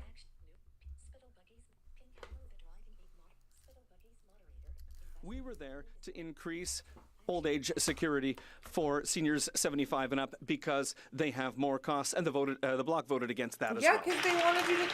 Oh my God. The honourable member from Burnaby South. Let's talk about women. Do we have to? Do we have to talk about women, Jagmeet? Really? In Alberta, Daniel Smith, the Premier, is privatizing healthcare and giving it to Covenant. Covenant refuses to give abortions. That is clearly a violation of the Canada Health Act. Why? Is it a private not-for-profit charity? Because if it's a private not-for-profit charity, then no, it's not going against the Canada Health Act, and I'm sure there are other places in Alberta to get an abortion. The Prime besides Minister this agree? Covenant thing. Yes or no? Hear, hear. The Right Honourable Prime Minister. This translator Mr. Speaker, even has we good are the government cadence. that has Yeah, stood he up does. for women's rights unequivocally across this country, including pulling back transfers to provinces where abortion services and reproductive health wasn't being delivered. You can't do that. Okay, you cannot fucking affect a transfer payment on the basis of not-for-profit charities not providing services. Just because not-for-profits aren't providing services doesn't mean fucking hospitals Mr. are. Speaker, we're moving forward with more ways to protect women's rights. Just yesterday, we presented a Ways and Means motion that's going to mean that pregnancy crisis centers will have to disclose whether or not they're actually offering the full suite of reproductive services and rights to women, or whether they are going to leave women without support and without choices at an extremely delicate time. That's right. The Honourable Member for Burnaby South. It's her body, her choice, not her body, Conservative Party's choice. Okay, shut up, Singh. You just... Please be quiet. The Conservatives have revealed a new plan for a cut. This time they want to cut in the Affordable Housing Accelerator Fund. Okay. And now the Bloc wants to support them. Yeah. The Bloc had some power, but they weren't able to do anything to resolve the housing crisis in Quebec. People need affordable housing, not infighting. Will the Liberals finally wake up? The Right Honourable Prime Minister. Mr. Speaker, I'd like to follow up on the first part of the question from my honourable colleague on the fact that the Conservative Party continues to attack women's rights. Deflect. Now, I certainly have questions about the Conservative MPs from Quebec within the Conservative Party of Canada who have sat on their hands I think there's a while their article in colleagues DMs attack. about Bill 20. Oh, I've looked. Bill 24 is the amendment to the Alberta Bill of Rights. That's what Bill 24 is. I did a video on Women Bill 24. as rights, the anti-choice members of the Conservative Party. We But I'll are take a seeing look. women's rights under attack everywhere, and the Conservative Party is encouraging them with the MPs Yes, they've elected. women's rights under attack everywhere. The Honourable Leader of the Opposition. Ooh, goody. It looks like it's Opposition Day. I'm going to quickly do the You're Not Alone screen and go pour a cup of coffee. Mr. Speaker, the Bloc Québécois and the leader of the Bloc Québécois has literally nothing, delivered nothing for Quebecers, nothing for seniors, nothing for farmers. But despite that, he voted almost 200 times to keep this Prime Minister in power. He voted for $500 million in inflationary bureaucratic spending $500 million in deficit spending. At the same time, Quebecers are suffering from the cost of housing, which has doubled. Will the Prime Minister accept to call an election so that Quebecers can support my plan to get rid of GST on new homes? Just before I recognize the Prime Minister, I would just like to ask all members, please, to put your phones on silence. It's good for the interpreters. The Right Honourable Prime Minister. Mr. Speaker, I said it in English, I'll repeat it in French. We know that one of the fundamental responsibilities of everyone in this House is to protect the safety, security, and well-being of Canadians. However, with his completely unexplainable decision to not get his security clearance, the Conservative leader is putting Canadians at risk, including members of his own party.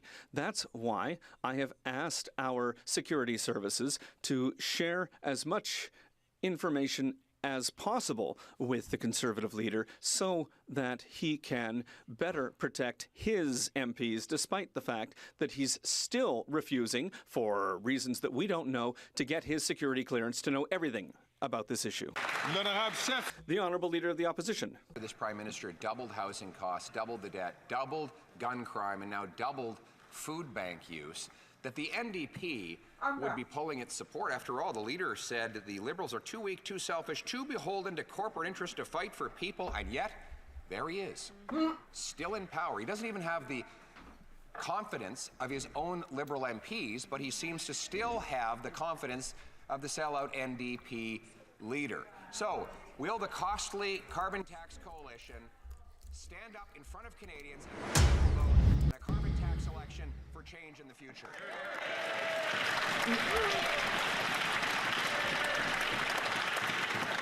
I ask members to be very judicious in their choice of words regarding specific members. Oh, please, what did he say? Of the sellout NDP Liberal MPs, but he seems to still have the confidence of the sellout NDP leader. So, will the costly carbon tax coalition... I said it in English, but I will secure my lies by saying it in French. Yep.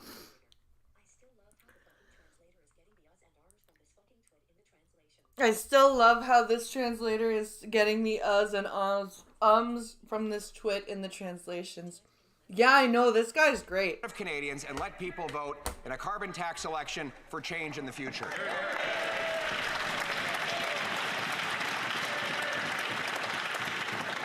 I ask members to be very judicious in their choice of words regarding specific members. He said sellout NDP. He didn't say sellout Singh. The Right Honourable Prime Minister. Mr. Speaker, watchers of Canadian politics will remember that last year, the Conservative Party got up pretty much every time they could to talk about national security. Yeah. And they're still doing it, and you are doing it to deflect. To talk about it in a partisan way, but to talk about it every chance they could get. And now that we have offered the Leader of the Opposition a security clearance so that he can be fully informed on national security, all that they've been able to say is political attacks and asking questions of other parties. Why has the Leader of the Opposition chosen to not get a security clearance when the safety of his own MPs is in the balance?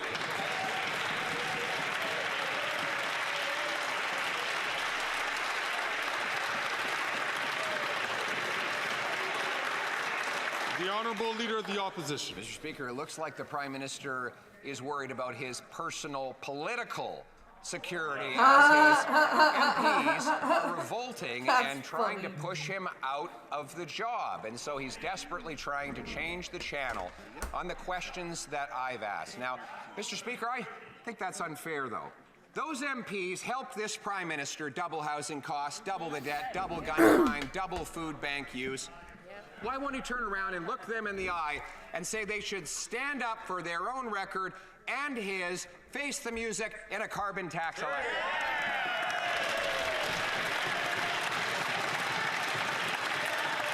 The Right Honourable. The weirdest part is as the Leader of the Opposition, he should already have these clearances. Yeah. And it shouldn't be like an application thing. It should be like here's your clearance. You're the leader of the opposition. Prime Minister. Mr. Speaker, no responsibility by the government is more important than keeping Canadians safe. That's why our security services every single day take actions and work hard to keep Canadians safe. So every single day, to our security services that they cannot let the leader of the Conservative Party know about the threats facing him, his party, and our democracy because he refuses to get a security clearance. So I have asked those security agencies to look at ways to share at least some information with him and perhaps some names so that he can protect his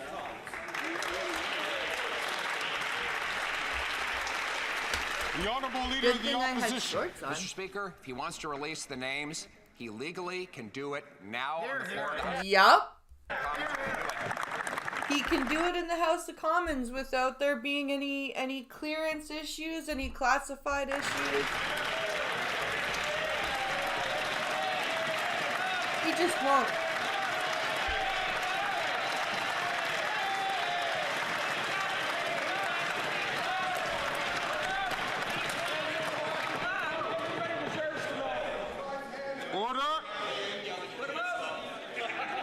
Oh, is he yelling?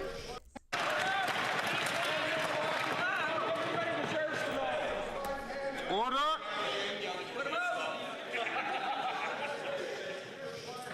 The Right Honourable Prime Minister. Okay, Mr. Speaker, now we're getting something. He's actually engaging on the issue of national security. Unfortunately, he is willing to put at risk the agents, the officers, the sources that are putting their lives at risk to keep Canadians safe. There is a reason we do not disclose classified information in places where our adversaries are watching and paying attention. But we can release many names to him and much information to him if he only gets his security clearance. So he will be able to keep his own team members safe from foreign interference, Mr. Speaker. But then I need to back that up. Are watching and paying attention. But we can release many names to him and much information to him if he only gets his security clearance. So he will be able to keep his own team members safe from foreign interference. Then Mr. release Speaker. the names. Release the names then. You can do it legally. Release the names. Holy crap.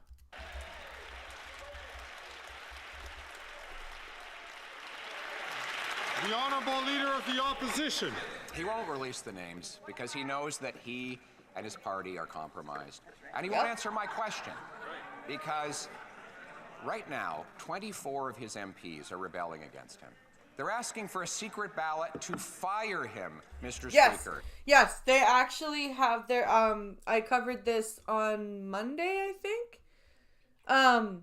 There is a, let's see, that's not how that works. No, it's not. That is not at all how that works. And also, he won't release the names because A, I don't think they exist. And two, there are more names than in the Liberal Party than in the Conservative Party that are compromised. And three, what was the other point? Rebelling against him. Right. They're asking to do a secret ballot to run to ask for a leadership race or a leadership review. Asking for a secret ballot to fire him, Mr. Speaker. But Mr. Speaker, as I say, that is not fair. Every one of those MPs helped this Prime Minister create 1,400 homeless encampments in Ontario. Every one of them voted to quadruple the carbon tax. Yep. They can't just throw him out. He can't just run away. They need to face the music. Why won't we have a carbon tax election now? I agree with him.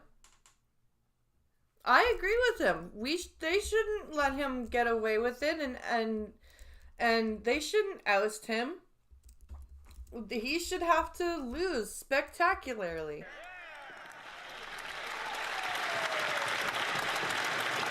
The Right Honourable Prime Minister. For well over a year in this House, just about every question from the Leader of the Opposition was about national security, was about foreign interference. And we called a commission of inquiry. We've offered security clearances to all leaders. We've done so much to try to please this horrible narcissistic person, but he keeps asking for more. That's what Trudeau just is acting like. And the Bloc have all done the responsible thing and gotten their security clearances and gotten top secret briefings. Not from only our is it security unfair, services. it's unparliamentary. The leader of the Conservative Party chooses to play the pettiest form of politics instead of stepping up his responsibilities as leader, protecting Canadians, protecting his MPs, protecting our institutions. Really? He's playing the pettiest form of politics? Oh, really? Really? Is that okay? That's what we're going with? Right? All right then.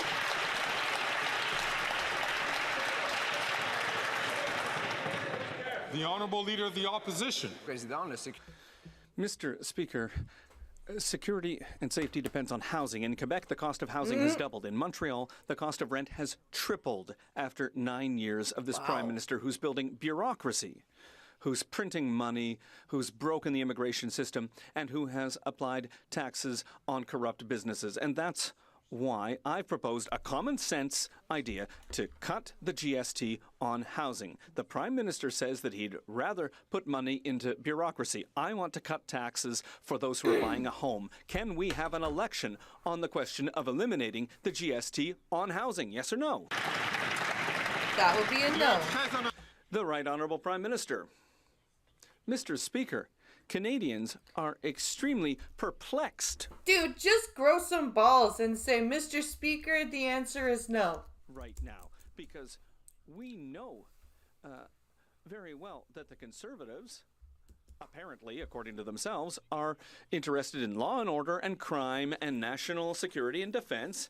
It's in everything that they put out in the elections. But when it comes time where there's a real threat to Canadians' safety and even to the safety of his own MPs, the Conservative leader refuses to get his security clearance. He refuses to take his responsibilities seriously.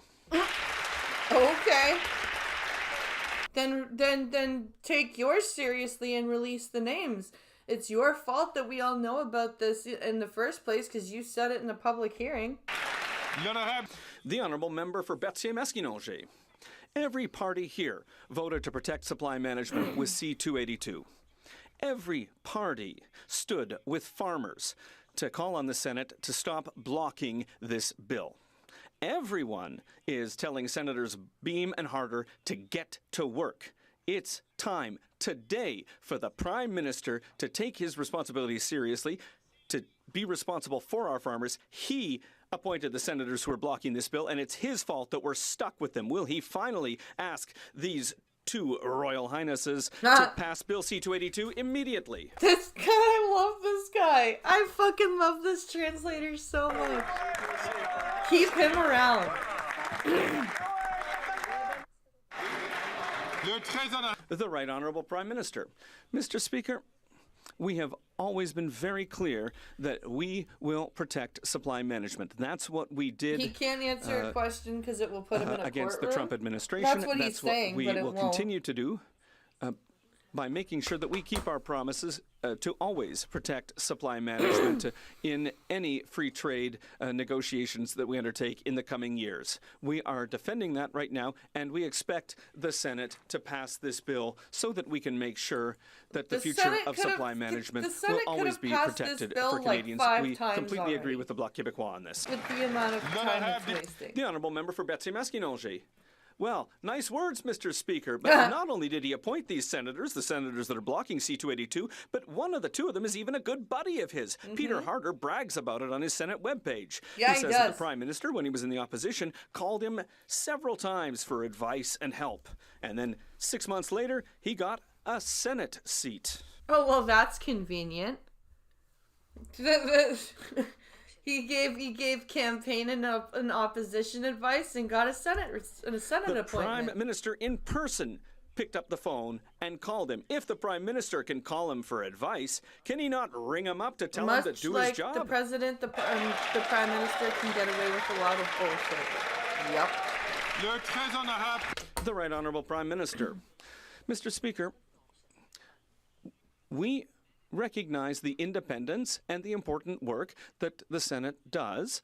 The Senate studies bills, makes recommendations. Except the Senate's not doing over the independent years, we've work right now. appointed It's doing exceptional partisan work senators right now. who are doing responsible and diligent work in that place. At the same time, we always expect the senators to take into account the will and the decisions of this House. And the House voted unanimously to protect supply management, as we've always committed to do, protecting supply management in So any then why trade didn't the Senate just rubber agreement, stamp and that free trade bill? Why negotiations. is it taking The so Honourable hard? Leader of the Opposition. 9 years after this Prime Minister promised to end chronic homelessness, it's gone up by 38%. But Jesus Christ. happily, the Canadian Alliance to End Homelessness says that my Conservative plan to eliminate the GST on the purchase of a new home is, quote, intelligent. So if the Prime Minister is really interested in ending the housing crisis that he created, will he listen to the people who are trying to end homelessness and accept my common sense plan and eliminate the GST on new homes? Of course not.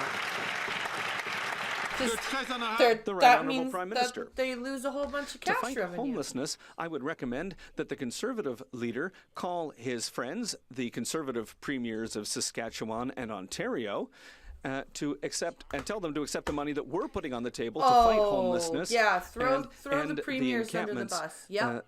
that are making people Throw so the premiers vulnerable. But it's under the interesting, bus. Mr. That's Speaker, great. to see to what extent the Conservative leader refuses to answer a very simple question. Why is he refusing to get his security clearance to protect our institutions, our democracy, and his own He already colleagues has in the answered Conservative the Party? question. He already has answered that question many times. The answer is that if he were to do that, he wouldn't be able to talk about it publicly. The Honourable Leader of the Opposition. And Builders Association stated that my common sense Conservative plan to axe the sales tax on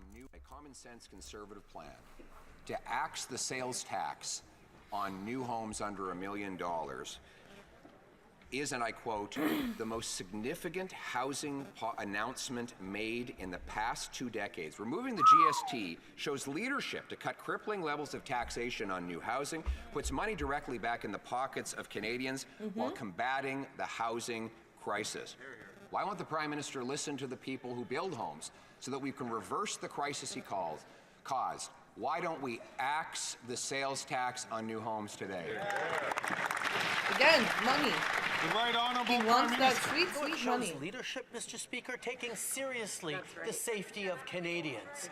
Mr. Speaker, the RCMP has concluded that the government of India was involved in the killing of a Canadian on Canadian soil, in extortion, in violence, in drive-by shootings, in home invasions, and the leader of the Conservative Party of Canada refuses to get his security clearance so that he can keep Canadians safe, can even keep his fellow MPs safe. That's why I've asked our security services to find a way to share some information with him so maybe he can do at least a part of his job.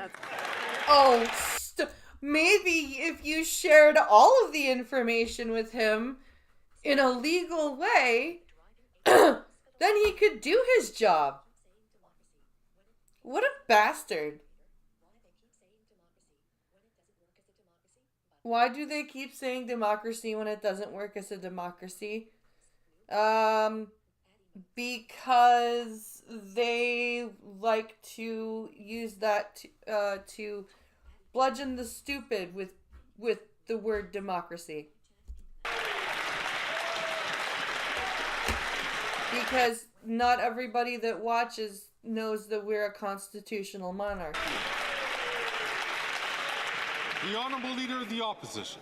We'd like to see him do any of his job after 9 years, Mr. Speaker, like reversing the housing price increase he caused. Let me quote. British Columbia's Victoria Residential Builders Association said, quote, reducing government costs, including GST, would have a significant impact on housing affordability. The Conservative leader's suggestion is welcome news and long overdue if the federal government wants to get serious about housing affordability for Canadians. This common sense plan will stimulate 30,000 new extra homes built every year. So will he accept my common sense plan to axe the tax and build the homes? The Right Honourable Prime Minister. Conservatives, you always need to look at the fine print. Oh, here we go with the fine print. Jesus Christ.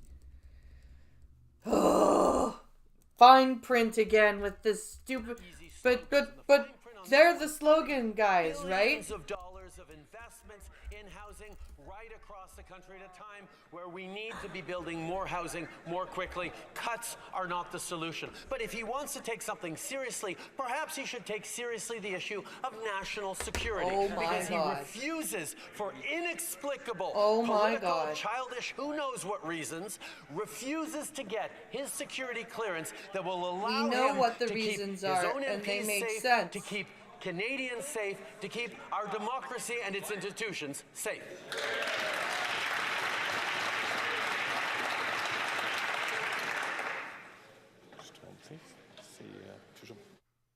The Honourable Leader of the Opposition.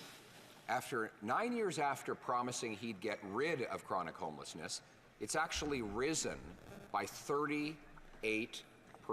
Now there are 1,400 homeless encampments in Ontario. 38% in 9 years. That's as bad as it is in NDP-governed British Columbia. But there is good news. The Canadian Alliance to End Homelessness heard about my common sense plan to axe the GST on housing, and their founder said, this is smart. Mr. Speaker, those who are fighting to end homelessness, like my solution of axing the sales tax on new homes, will he accept my plan to axe the tax and build the homes? No.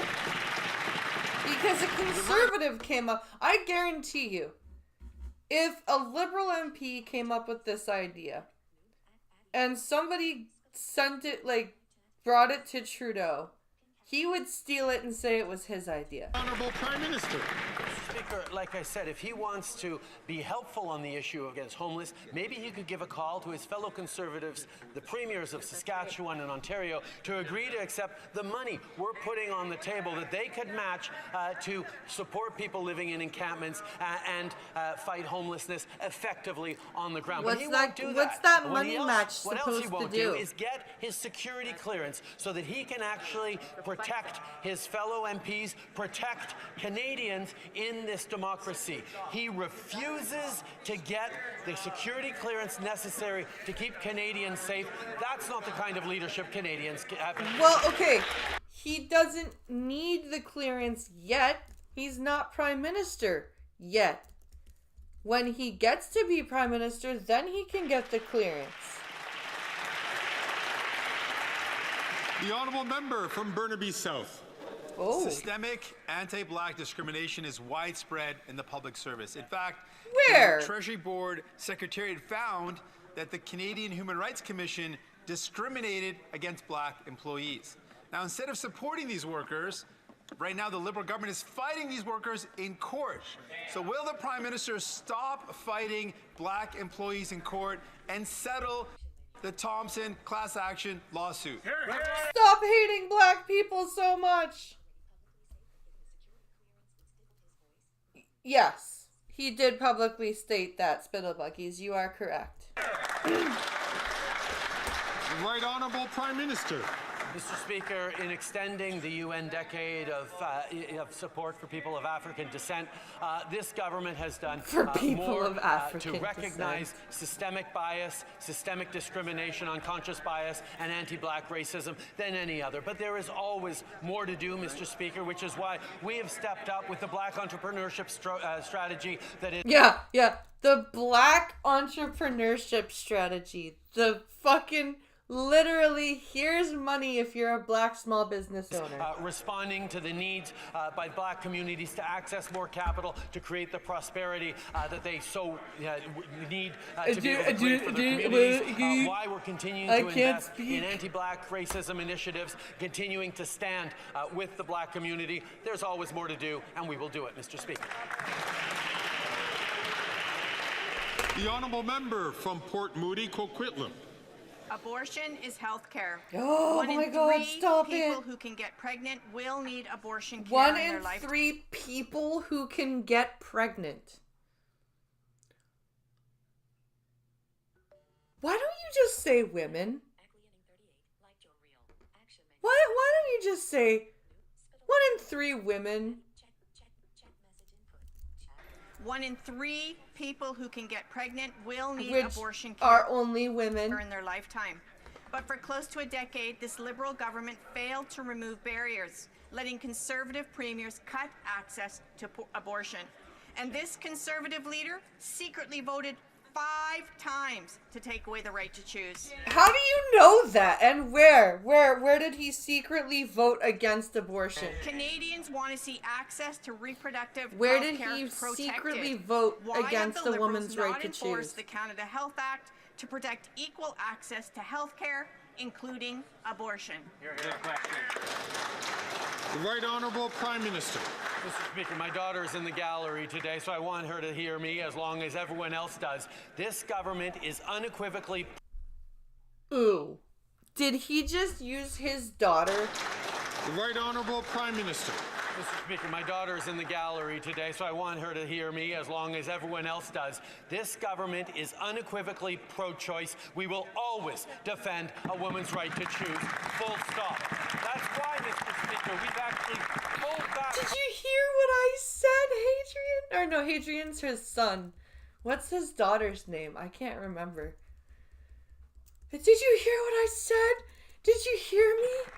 Daddy's working for you, honey.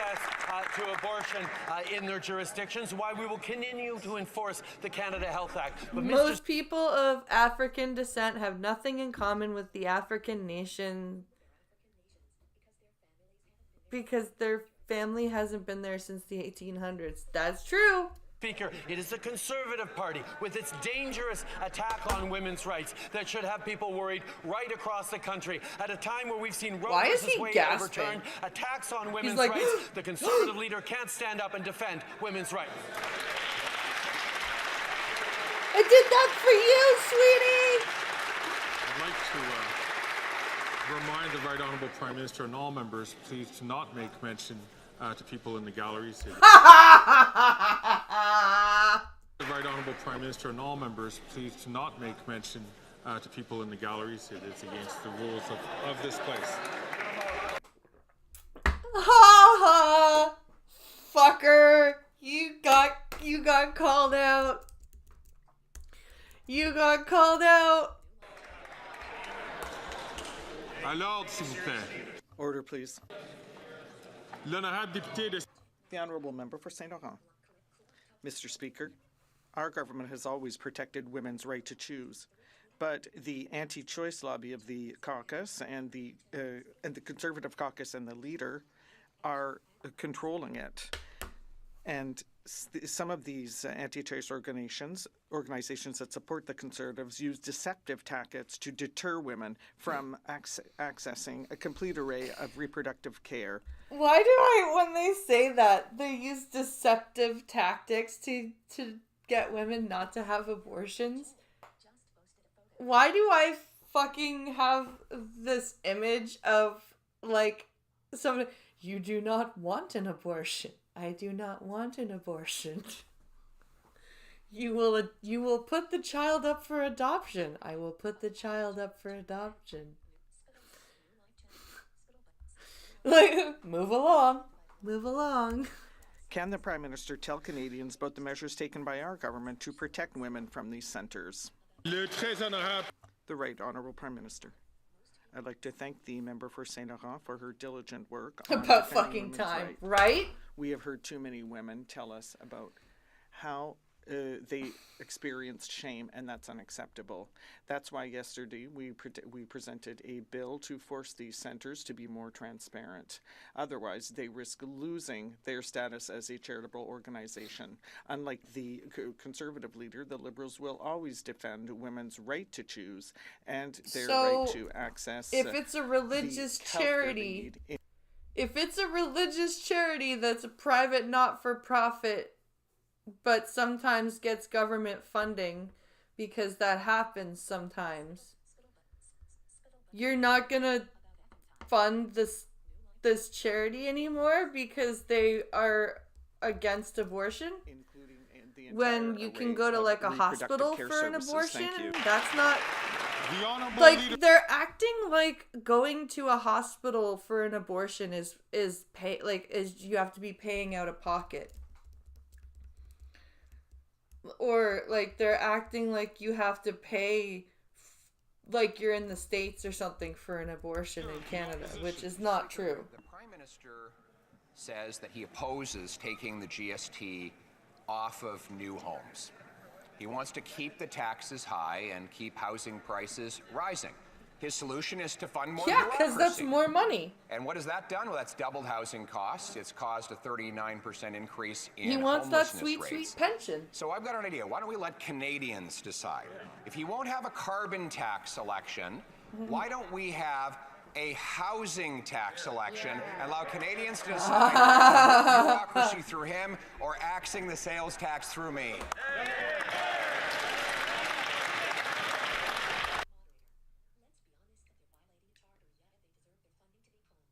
Let's be honest, if they're violating the charter, then they deserve to have their funding to be pulled. Yeah, like, if they're actively refusing healthcare that they're supposed to be treating, Grand River Hospital and St. Mary's don't perform it, you have to go to Freeport. Do you have to pay at Freeport, or is it free, is it free with your health card? The Right Honourable Prime Minister. Mr. Speaker, Canadians watching today will see that the Leader of the Opposition is refusing to stand up and take a strong position in protecting women's rights unequivocally in this House. He can't because his MPs won't let him. At the same time, Mr. Speaker, he's refusing to protect his MPs by not getting the security clearance necessary to get fully informed on threats to our democracy from foreign powers. Why won't he get the security clearance necessary to take That's not what the international question interference was. seriously? That's right.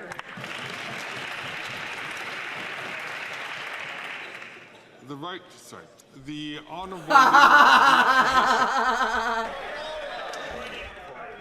Mr. Speaker, not yet. His tinfoil hat conspiracy theories and misinformation will not distract.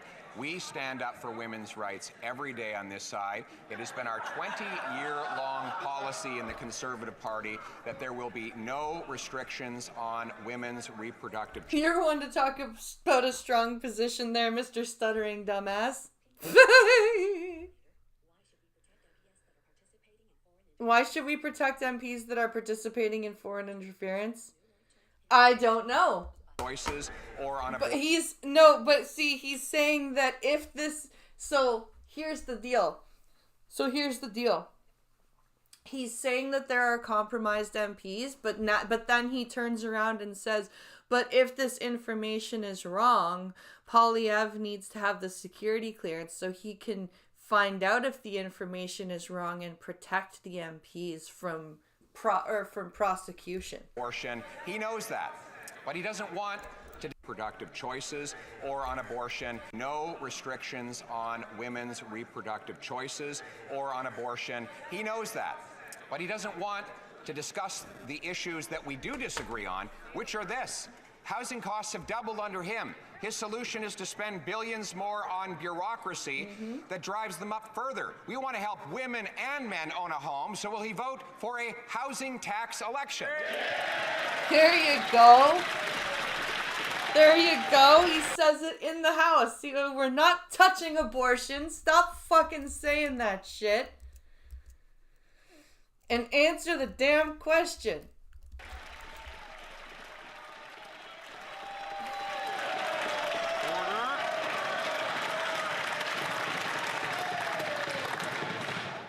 The Right Honourable Prime Minister. Mr. Speaker, I'd be interested to see him do a very simple thing in his next answer. Switch the order of the statements he just made. Anytime he talks about unequivocally what would that have to do with anything? Up for What? women's rights in this House, crickets from the Conservative backbench. That is because Who cares? consistently They're backbenchers. members of the Conservative Party of Canada move forward measures that restrict and restrain women's rights, that limit women's rights to full suite of reproductive services. We've got to clip that. Yeah. Conservative Party members do not stand up for women's rights, so nor does the...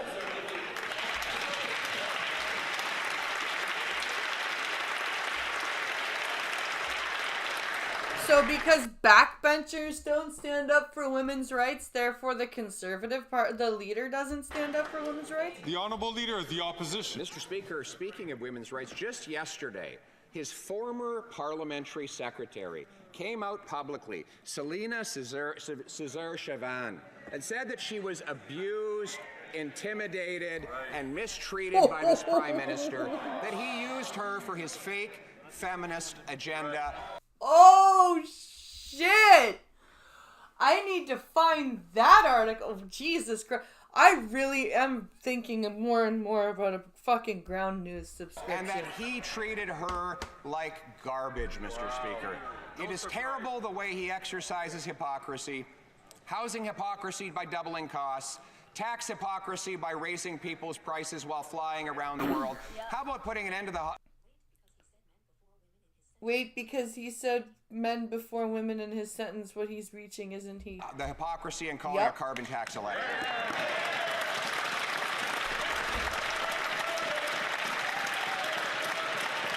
The Right Honourable Prime Minister. What is fascinating, Mr. Speaker, is the spectacle of watching... Ha! I would ask the honourable members to not speak when they are not recognized by the chair. I insist. The Right Honourable Prime Minister. Mr. Speaker, it is fascinating to see the lengths to which the Conservative leader will go to avoid the issue of national security. Oh my God! Just give the names out. Give them out. To avoid the issue of safety of Canadians. To avoid talking about issues of foreign interference, because he cannot answer why he refuses to take the security clearance that would allow him to access He already has information focused on keeping his members safe, keeping our democracy safe. We know that foreign governments interfered in the last leadership campaigns in the Conservative Party. He wants nothing to do. We cut him off.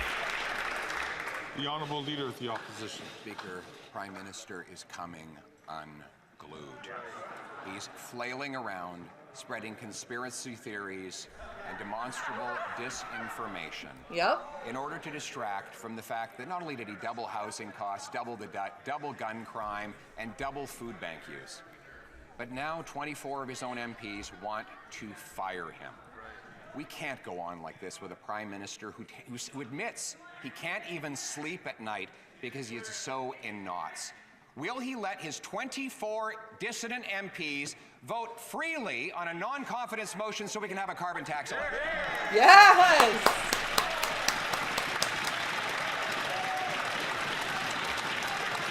Hey, cannibalistic lizard. The Right Honourable Prime Minister.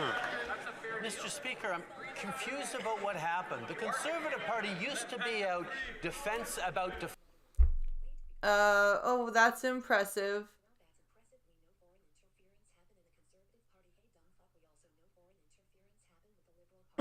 Hey, dumb fuck. Let's see. Well, that's impressive. We know foreign interference happened with the Conservative Party. Hey, dumb fuck. We also know it happened with the Liberal Party. Exactly. Defense of Canada, but they dropped the defense spending to below 1% last time they were in office. They're supposed. Yeah, because there wasn't anything going on then. We were peacekeeping in Afghanistan, and that was it.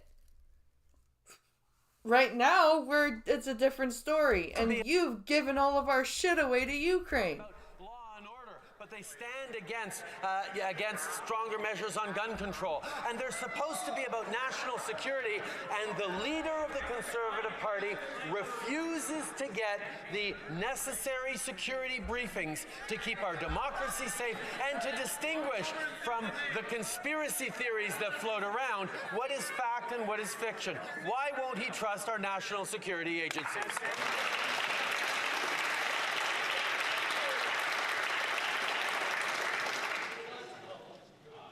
The Honourable Member from Whacky.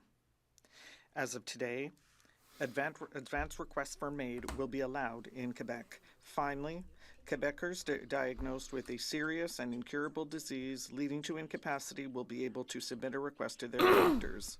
But these doctors are still worried about the lack of legal protection because of this government's continued refusal to amend the criminal code. We ran out of bullets. In your fucking administration last year, idiot. The lack of courage in a dangerous game the Liberals are playing. It harms patients. The generals and are all doctors saying who are the worried about current being administration sued. Will the are Prime Minister show some compassion and amend the criminal code without delay, as proposed by C390? Is it fault for the lack of budgetary funding for the Right Honourable military? Prime Minister. Yeah.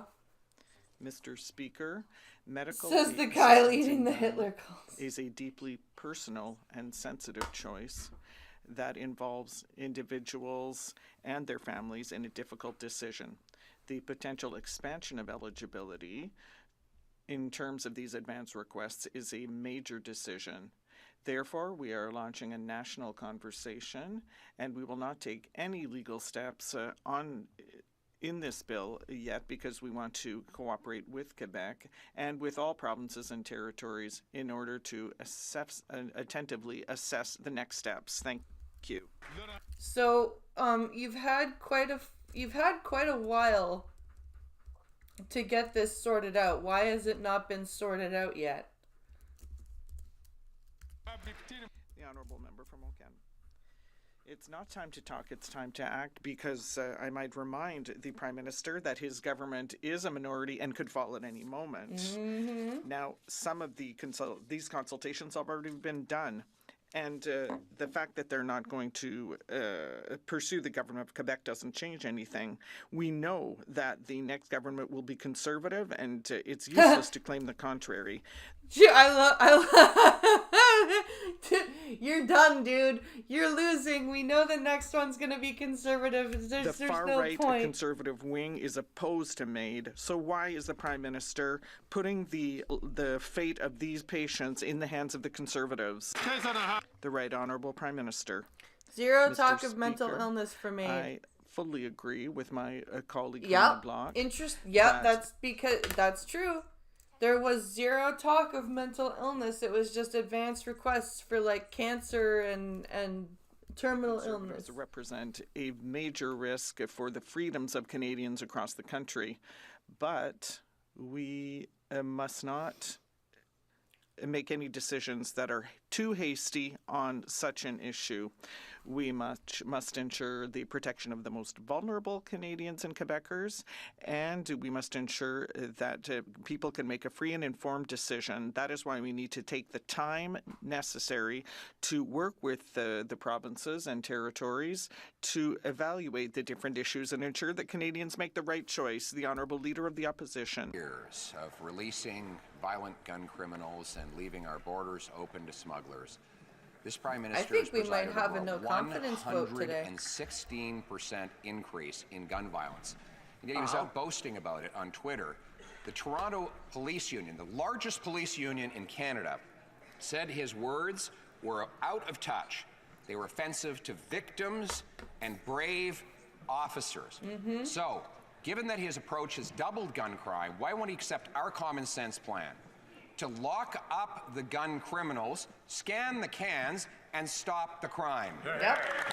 Those are slogans, Right Honourable Prime Minister. Mr. Speaker, when the Conservative Party's plan on guns is to unfreeze the market, plan on guns is to... Did he just short out? The Conservative Party's plan on guns is to... He did! He just... When the Conservative Party's plan on gun is to... Gun what? Unfreeze the market on handguns and legalize assault-style weapons across this country. Nobody can take them seriously on the issue of guns. But they are talking about national security now. Stop making a distinguishing statement between the Canadians and the Quebecois. Yeah, I agree. I hate that. I hate that. Yes, unfreeze the civilian weapons of us legal gun owners, you fuck. Yes. Safety, which begs the question, why will the leader of the We are all Conservative Canadians, Party fuck this not separatist get bullshit. the necessary security briefings, clearance to get the necessary security briefings to show you can't even talk, dude. Canadians Shut that up. he's capable of taking national security seriously. And I ask the members to not carry on loud conversations, and particularly the honourable member from Waterloo across Iowa.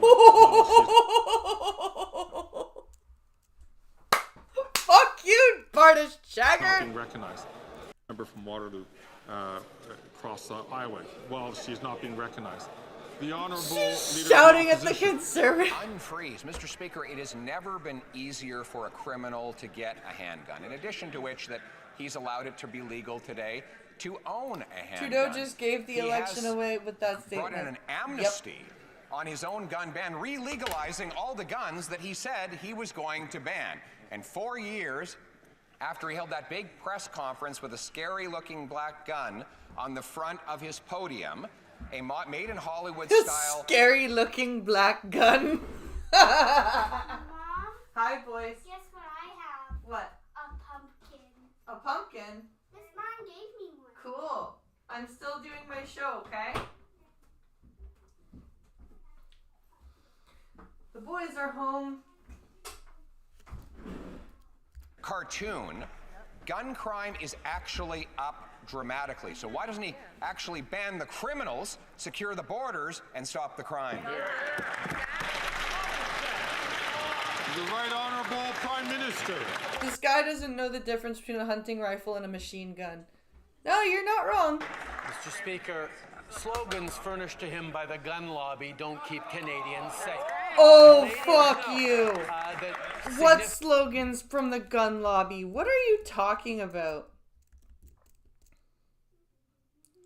This is like slander by now.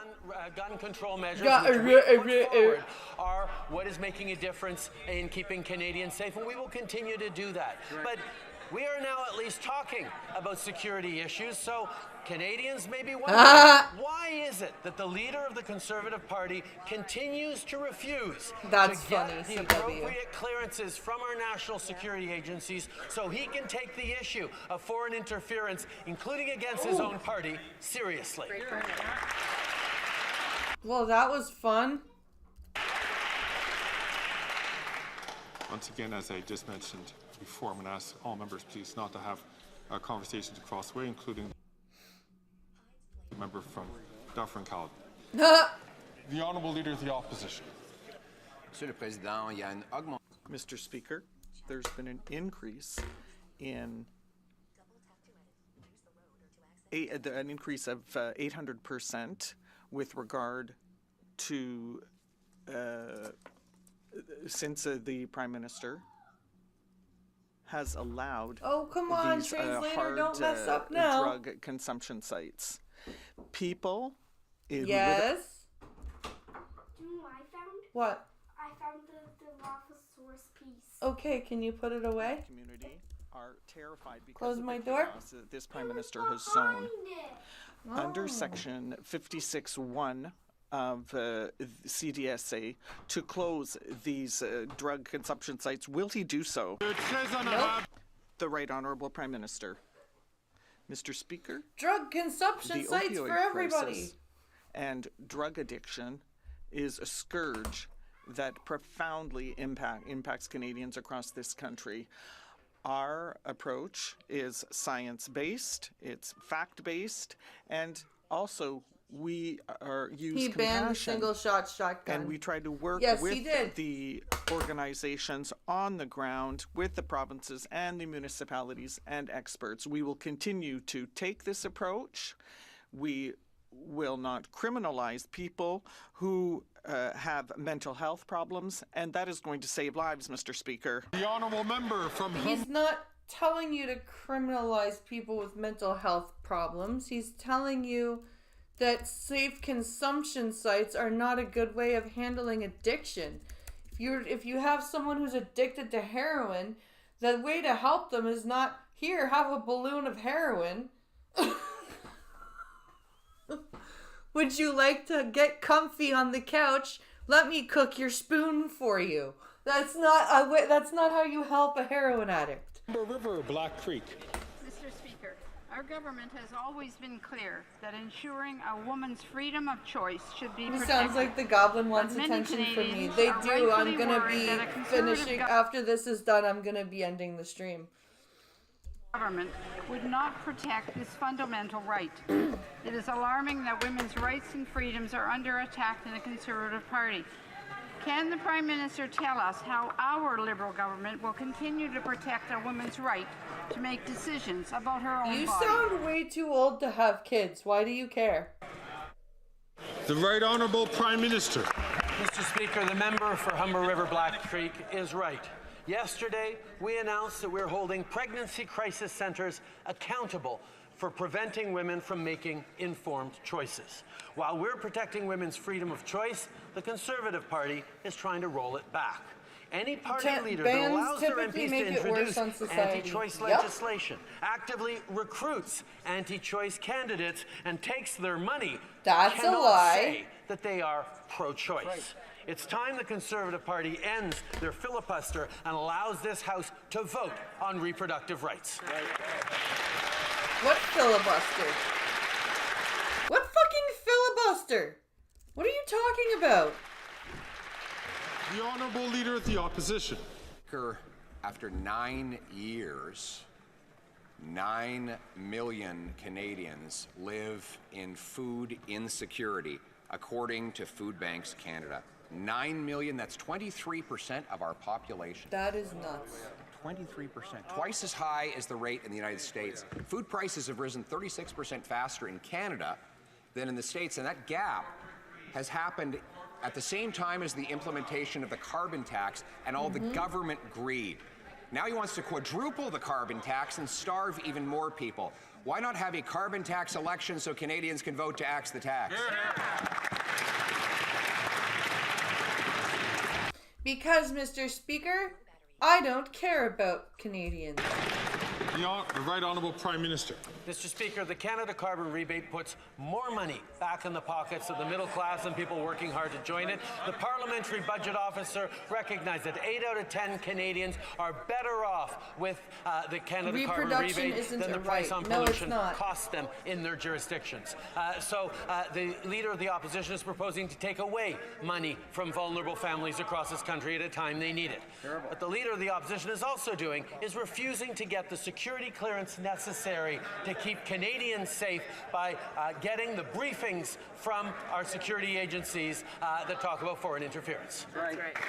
The Honourable Leader of the Opposition. Mr. Speaker, if the carbon tax made people better off, we wouldn't see a doubling of food bank use under... Yeah, how can he say that people are better off when they're literally lining up at food banks and can't pay for shit? This Prime Minister, he can't blame the rest of the world. Food prices have risen 36% faster in Canada than in the United States of America in the same time period. And that gap grew as the carbon tax came in year after year over the last half decade. Turns out if you tax the farmers who make the food, the truckers who ship the food, the grocers who sell the food, you tax all who buy the food. So if he really wants to quadruple that tax, why not have a carbon tax election so Canadians can decide? The Right Honourable Prime Minister. The Canada carbon rebate puts more money in the pockets. It puts more money! I swear! It puts more money! You can't tell me otherwise! 8 out of 10 Canadians right across the country, and it's top economists, scientists, and the parliamentary budget officer who've declared that. At the same time, Mr. Speaker, we know the Leader of the Opposition won't listen to experts. He won't They even decided listen to... instead of going the smart way and banning by caliber, they decided to ban by bore size. Oh! to our national security experts who are trying to let him know about threats to his own MPs. I have asked them to figure out a way to share at least some information with him, despite the fact that he has refused to get a security clearance, because the responsibility of Prime Minister Listen is to the way he's gasping. Like, he is legitimately panicking. You can hear the strain in his breathing as he talks. All Canadians, including apparently Conservative MPs. That's right. The Honourable Leader of the Opposition. Mr. Speaker, more division to distract. You know, here we have 2 million people lining up at food banks. 1/4 of Canadians live in food insecurity, a level twice as high as in the United States. Food prices rising 36% faster in Canada than in the U.S., coinciding with the carbon tax coming into force. Now he wants to quadruple it. 56% of food banks say they're literally rationing food rationing in a first world country, Mr. Speaker. Insane. Before he starves more people. Food rationing at a food bank in Canada. The carbon tax election enacts the tax. The Right Honourable Prime Minister. Mr. Speaker, if he actually cared about food insecurity, instead of just wanting to politicize and instrumentalize it, he would have supported our national school food program. Right. Yeah, I don't want my kids eating prison food, thank you. I'm good without my kids eating prison food. I would rather pack my kids their own But he lunch. does not. What he also will not do is take seriously his responsibility as a party leader in this House, as someone who desperately wants to become Prime Minister, to actually get the security clearance and therefore the briefings necessary to protect our democracy, our institutions, and his team members from the threats of foreign interference. How is him having a national security clearance going to protect his team from foreign interference? Mr. Speaker, is absolutely irresponsible. That's right. The Honourable Member from Kitchener-Conestoga. Did Trudeau do something wrong with abroad? Oh, probably. Yesterday, the Public Safety Committee heard from top national security and law enforcement officials on Indian interference in Canada. Despite the concerning evidence, the Conservative leader refuses to speak directly on this issue, choosing instead to hide behind his MPs. The government has been clear that all responsible leaders need security clearances so they can make responsible decisions to protect Canadians. And the Prime Minister explained why the Conservative leader should get his security clearance, get briefed, and protect our democracy. The Right Honourable Prime Minister. Mr. Speaker, I thank the member for Kitchener-Conestoga for his hard work. Canadians shouldn't be surprised that the Conservative leader refuses to call out Indian foreign interference. He's refused to call it out, to get the security clearance necessary, to get the understanding that our national security agencies want him to have to better be able to both protect his own MPs, to protect our institutions, and to protect Canadians.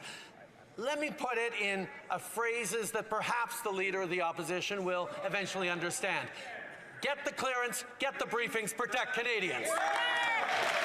That was cringy as fuck.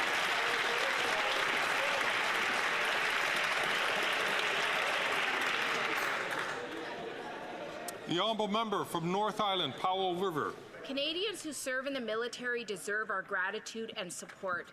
But we've learned that for at least 19 years, this Liberal government and the former Conservative government overcharged veterans and their families for long-term care beds. Again, veterans and their families have to fight this government tooth and nail to get what they are due. Canadians need to know Who did what and when? Will the Prime Minister immediately end this long-term care gouging? The Right Honourable Prime Minister. Mr. Speaker, the Minister of Veterans Affairs has asked her officials to investigate this matter further. We are committed to supporting our veterans, have been since day one. That's why we invested over $11 billion in new services and supports for veterans since 2016, including reopening the 9 veteran service centers that the Harper government shuttered, rehiring 1,000 staff that the Harper government had fired, and we're continuing to work to improve the services and benefits and supports for veterans and for their families. Right. Services, benefits, and supports. Oh my! The Honourable Member from Spadina, Fort York. Mr. Speaker, the Prime Minister wants to talk about national security. Let's do it. On New Year's Eve, Canadians will be ushering in the Hogue Commission's final report on foreign interference. But meanwhile, media continue to provide insight as to who are the infamous 11 parliamentarians in the pocket of China. Mr. Speaker, does the Prime Minister have trouble sitting at the cabinet table when he must wittingly know that at least one of his ministers is not working in the service of Canada, or is he entirely witless?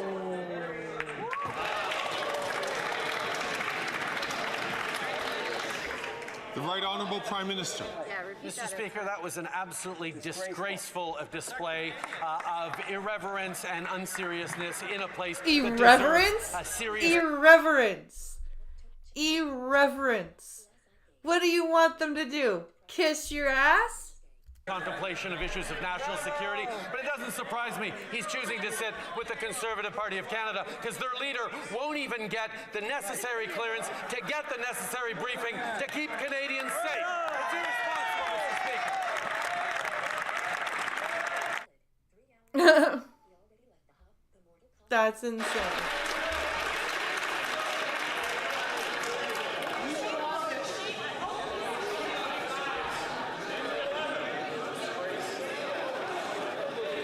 Oh, they're all upset now. Order. Shut up, everybody. Shut up, I say.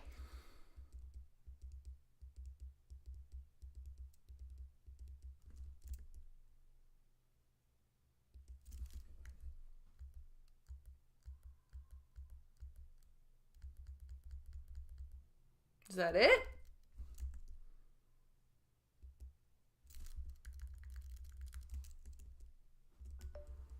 I think it might be it.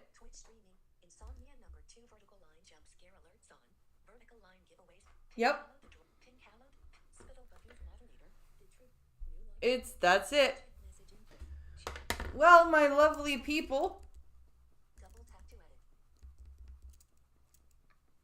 that brings us almost to 3 hours. So I think what I'm gonna do is I'm gonna end here, and I'm gonna save our Wendigoon video for Halloween, the most haunted video in America, or most haunted school in America. We're gonna save that for tomorrow because it's 50 minutes. The other video that I found from Charlie, it's 50 minutes. So we're going to do that whole thing tomorrow on Halloween, and then we're going to do question period tomorrow. So, but I will be back tonight for Glass-Eyed Gaming, so be sure to join me for that.